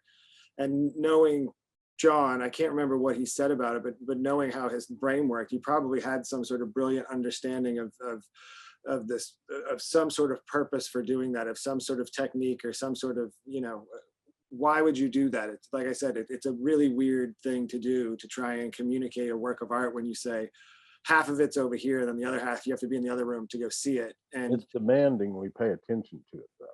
That could There's be the thing about the temple, and the temple, in addition to being a schematic, is an initiatory experience that a lot of this I didn't understand until Lon told me this thing. I'm not even sure he was supposed to be talking about this because it's a deeply Masonic thing that I'm sure they don't want you blabbing about. But a big part of the Masonic tradition of surviving the afterlife is you have to build a temple in your head, and you have to have that temple built so completely that you wander through the temple and you have a knowledge of what person you're going to meet at which gate, which of the 9 gates, and you need to know that entity's name, and you need to know what their hot button is and how to get them to pass.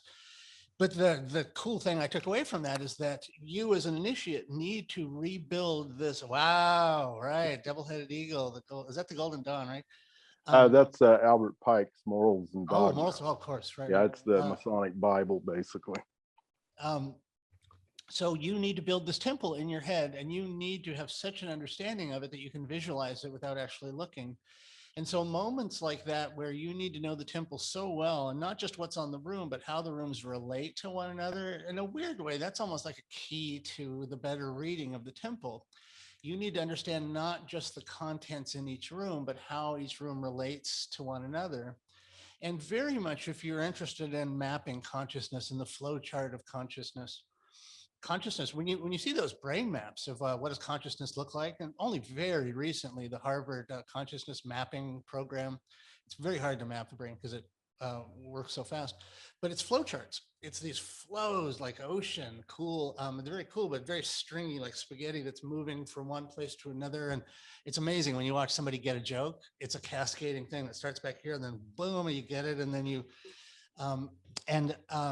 so the flow of consciousness through different parts of the brain, I think, is one of the things that they were trying to depict. And so this interroom relationship, I can't think of a better way to get you thinking along those lines. How does this room relate to the room next to it, and where's the flow? You know what, too, Chance, that makes me think too, like there was that what study they did where they studied people's brains and MRIs when they were taking LSD. And they noticed that different parts of the brain light up that allow people to see and have images in their head when they don't normally light up. So just as we're talking about, just thinking out loud, it's this interesting idea of certain parts. And Ian McGilchrist talks about how the corpus callosum that connects the 2 hemispheres does more inhibiting than it does allowing the transfer of information. Yep. So it seems like there's portions of our brain that hold pieces of data or pieces of information. Wow. So maybe there's something about that where it's like in this part of the temple, you only have this chunk of the information, but the other chunk is in this other part of the brain. Right. Something along those lines that you has to, it's fragmented and it has to be pieced together, but all of the pieces are there, but you have to be able to connect them and so it's almost like it almost seems like it's a visual puzzle to be like, there is an answer. Why is this image not fully finished? And then if you're thinking about it, and obviously you just turn the corner, it's not like you have to go that far it's not like it's to the other side of the temple, but so maybe there is just that idea of the fragmentation of information in the or just of the body, and it has to be pulled together, and you have to complete it you have to do the completion. Wow. Manly That's why I think of that as different dimensions of existence that are being integrated. And I know this idea is like understandable, but probably just almost anti-interesting at first. But one of the things is like I've been looking at mathematical problems that can't be solved and stuff. And as you go through these different processes, and I know most people hate math, and I was one of them, but it's gotten to be where it's this big puzzle. And I've started to notice that the way that different numbers behave in certain equations, we have throwaway terms, random, hailstone, that they use for these different kinds of things. But whenever I'm looking at it, it's like the transition from 1 to 2 to 3 the floor. That makes sense to my kids. It makes sense to me. It makes sense to everybody. But whenever you start looking at the way they behave, you say it looks like there's something missing in between some groups of these numbers or some of these numbers. And why huge clusters of them that don't seem related in any way. I mean, they're not constants, they're not primes, but they will all yield similar answers or the exact same answer whenever plugged into a certain kind of equation, and others don't do that. And you see these things. That tells me there is some missing piece of, I mean, something as basic as we think of as mathematics. There are chunks of that they're there and they're functioning, but the way that I see the world, I don't count.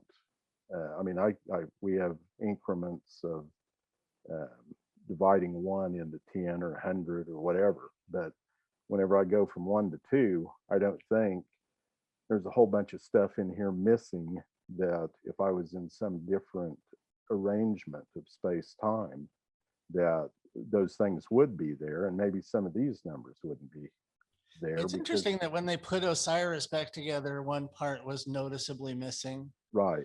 And also, you know, the eye, the Egyptian eye, the eye of Ujat, or the eye of each segment in the eye is a fraction. A mathematical, yeah. When you add all the fractions up, they don't come to one. There's something missing. Also, the Egyptians knew about the loss of the width of the knife and the cut. And the 5 missing days from the year. Yeah. Brad brought up something interesting. That's a good segue, and maybe we can make this our final topic. Brad brought this back to Kundalini, that the 2 hemispheres operating separately, and we didn't know this until LSD met brain scanning in a more sophisticated way. When you take real-time pictures of brain operation, and especially, you know, we've been reading and just absolutely love Ian McGilchrist's book, The Master and His Emissary. Very different things, like Republicans and Democrats in your head, and the aisle down the middle, and the corpus callosum keeps them separated. And most things, you can't say one thing's only right hemisphere and one thing's left, but the functionality and the modus operandi of both hemispheres are very different. And there's there's actually 2 notable exceptions to that. Brad, it's another bit of amazing Bradness that I haven't put in the show yet. Brad showed some brain scans of people on LSD, and suddenly, instead of having 2 separate entities, you start operating as if it's one brain. And I think that's why this incredible creativity, and maybe this faculty, a devil on both shoulders. Yeah. And the faculty for being able to see things in the ether, you know, the shapes and stuff that you see. But also they say this about Kundalini, that when that energetic snake comes up, it provides this perfect medium of superconductivity. That's not correct technically, but it unifies the 2 hemispheres. And instead of having 2 separate things, you are a unified whole. And that might very well be why people have these incredible epiphanies and downloads and anomalous understanding during the Kundalini process. And it is weirdly mimicked. It's not sportsmanlike, but you kind of get it for free when you do a LSD trip. Yeah. And it might be that the substance is not as important or something, but I didn't I've get thought this about until that, Brad there's showed a lot those. of controversy with that question. And the thing is I think of those today differently than I did in the past, and that is just that LSD gets you somewhere that definitely is not here in the sense of state of mind, but that's a different place than where you get with meditation if you go 15 years without drugs or alcohol. And I've actually experienced both of those, and I don't think one's better than the other, or one's right or one's wrong, or I think they're just like numbers, like 2 is 2 and 4 is 4, and they're both numbers. And whenever we look at that in an abstract way,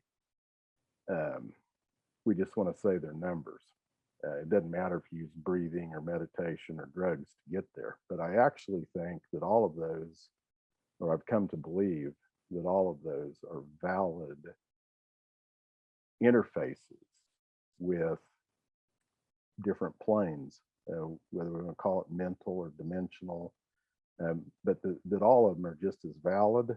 Part of the thing that causes controversy is that the binary way that we think, just like you said, Republicans on one side, the Democrats on the other, and so we're used to doing that with everything. It's a selection between two groups, all the way down to two things as we make our choices. And we experience everything through contrast. Right.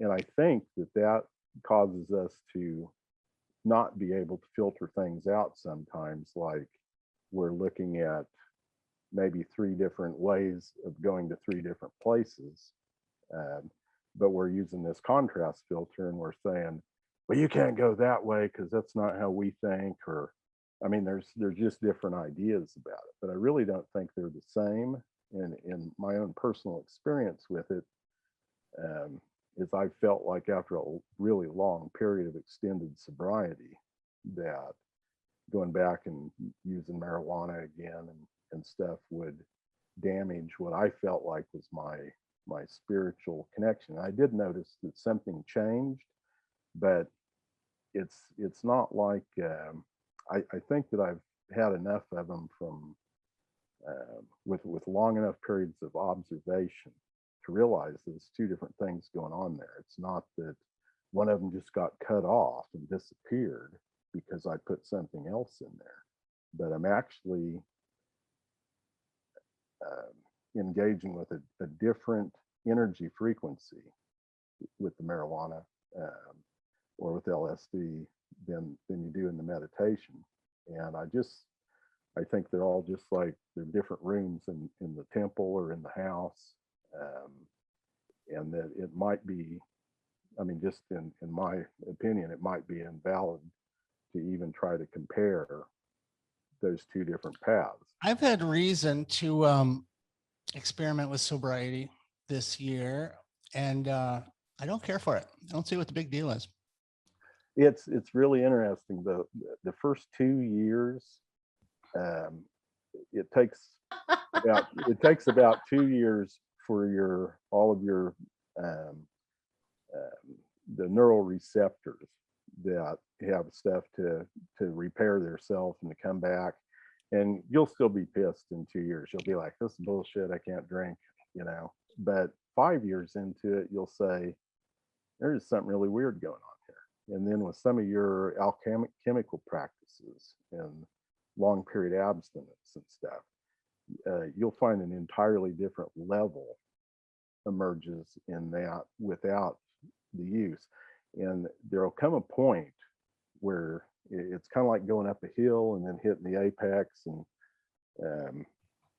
I don't know if you can fall off the other end of it, because 15 years wasn't enough for me to. No, that's a beautiful observation. You're absolutely right. It's a completely different quantity. I also wanted to say, you reminded me of something before. There's a Stephen Wright joke where he said, I just got in an argument with my psychologist about what an odd number was. All right, let's call it. I think that was, I think we've wrung this towel. I think we've wrung all the moisture out of this washcloth. Anybody have any parting words? Thank you so much for letting me be here. I think that some of well, in my experience, some of this stuff you can have it all at once. Yeah. Like these sensations. Like people thought I was totally crazy when I wrote this thing, Soma, I Have Found You, and I didn't take any drugs, but I had these feelings coming from different directions, and each of them had a perception, and that sort of thing. And I find that a whole lot of feelings, if you're really aware and into it, they also have a way of perceiving. Well said. Denise. Yes, honey. Take us home. All right. Well, I think we might have stumbled on something that's really fun. I love the soiree aspect of us all chatting and contributing to each other's knowledge, which is just fabulous. And Grant is doing a callback to Bloodley, how fantastic Bloodley was. So I'm just going to throw that in. So Grant's on the chat. I did an But animation thank a you while guys ago so that much. was, This is really, really, really interesting. the thing that Grant's referring to is an animation I did that was hidden in the post-credits scene in one of the episodes of Episode X. If you have season 2 and you've never looked beyond the credits, there's little weird little treasures after the credits in season 2. I haven't And done actually, that yet. that's a point. If you get the series, you have to look. Chance embeds all of these little secret little flash frames and all kinds of craziness. He within does. There's little moments of time in the frozen flow of time. There's little Bukowski-esque short stories. This one, I did that a ton. There's so much in season 3 of. And they're me not coming to- necessarily not scary, are they, darling? They're not for decent people. No, they're not decent people. Well, Brad, I love your haircut. It's fabulous. Love it. You're I still love gorgeous. that you're still the same on the inside too. Daniel, thank you so much for joining us. Thank you Scott, for thank you inviting me. for your fabulous song. And we're gonna have to get it. Scott's like a deep rabbit hole to plumb. So we're gonna have to dive into Scott a little bit more at another time. And That sounds Kris, thank you so much for your fabulous music as well. And Dan, I bet you've got some music up your sleeve if you've got all those instruments as well, right? Little bit. Yeah. Dan, are you in Texas? Me? Yeah. No. Oh, you have that Texan drawl. I've had some of the Oh. best musicians I've ever met were Texans. Yeah, actually that's it's probably Georgia or Mississippi. But, I've gotten where I straighten it out a little bit, but Got that southern drawl. whenever I It's get like lazy, honey. it comes back, and it just sounds like.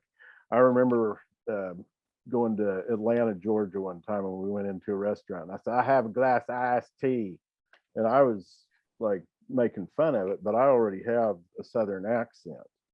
And I mean, the gal just wrote down iced tea and went and got it. And I was like, I looked at her and said, they didn't even think that was funny. And it was like, that ain't funny. It didn't sound funny to them. So, they hear that all the time. But All right, you brilliant Awesome. people. Thank you so much. I was going to say, hold on. I just want to say that though, Dan's been with us since the very beginning, right? So like even when we had the great network. And so we're gonna do a thing with you. We're gonna talk about that meditation that you taught us. And Kris, I want to say that Schwaller thing is fabulous, like really like golden stuff. And we kind of need to do this. Like Schwaller, I'm so tempted to read like 3 that ties pages of Schwaller into at a time. to some stuff Chance was talking about. I just wanted to say that out loud, that the meditation of going through the chakras, and then him talking about the ones that we live in, and that's what I really think. I think we're not able to activate the consciousness in all of them at will, and if we could do that, Well, that's what your thing's for, isn't it? well, it's what I've been working on for years and years and years, and there is. Well, we're gonna do it, honey, because it worked for me. I loved it. Yeah, like it was very, very cool. I Very, think very somehow. Also, we're gonna post on our web. I'm sorry.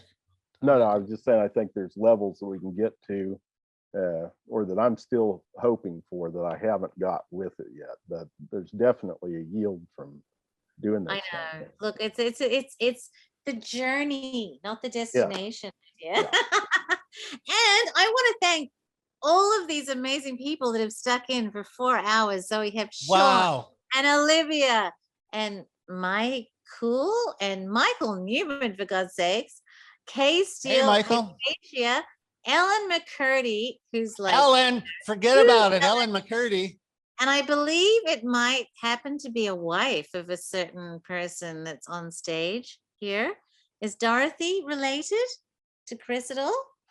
Dorothy is my wife. There hey, you Dorothy. go. Wow. I guessed it. Hello, Dorothy. Shout out to Dorothy. And then we have Andy and Esley and 22BJF44 and Esley. Did I already say that? But anyway, all of you YouTubers and Louis the 17th.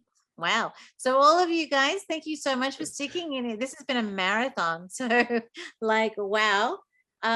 Thank you all. And it was super fun. So we'll do it again, I guess.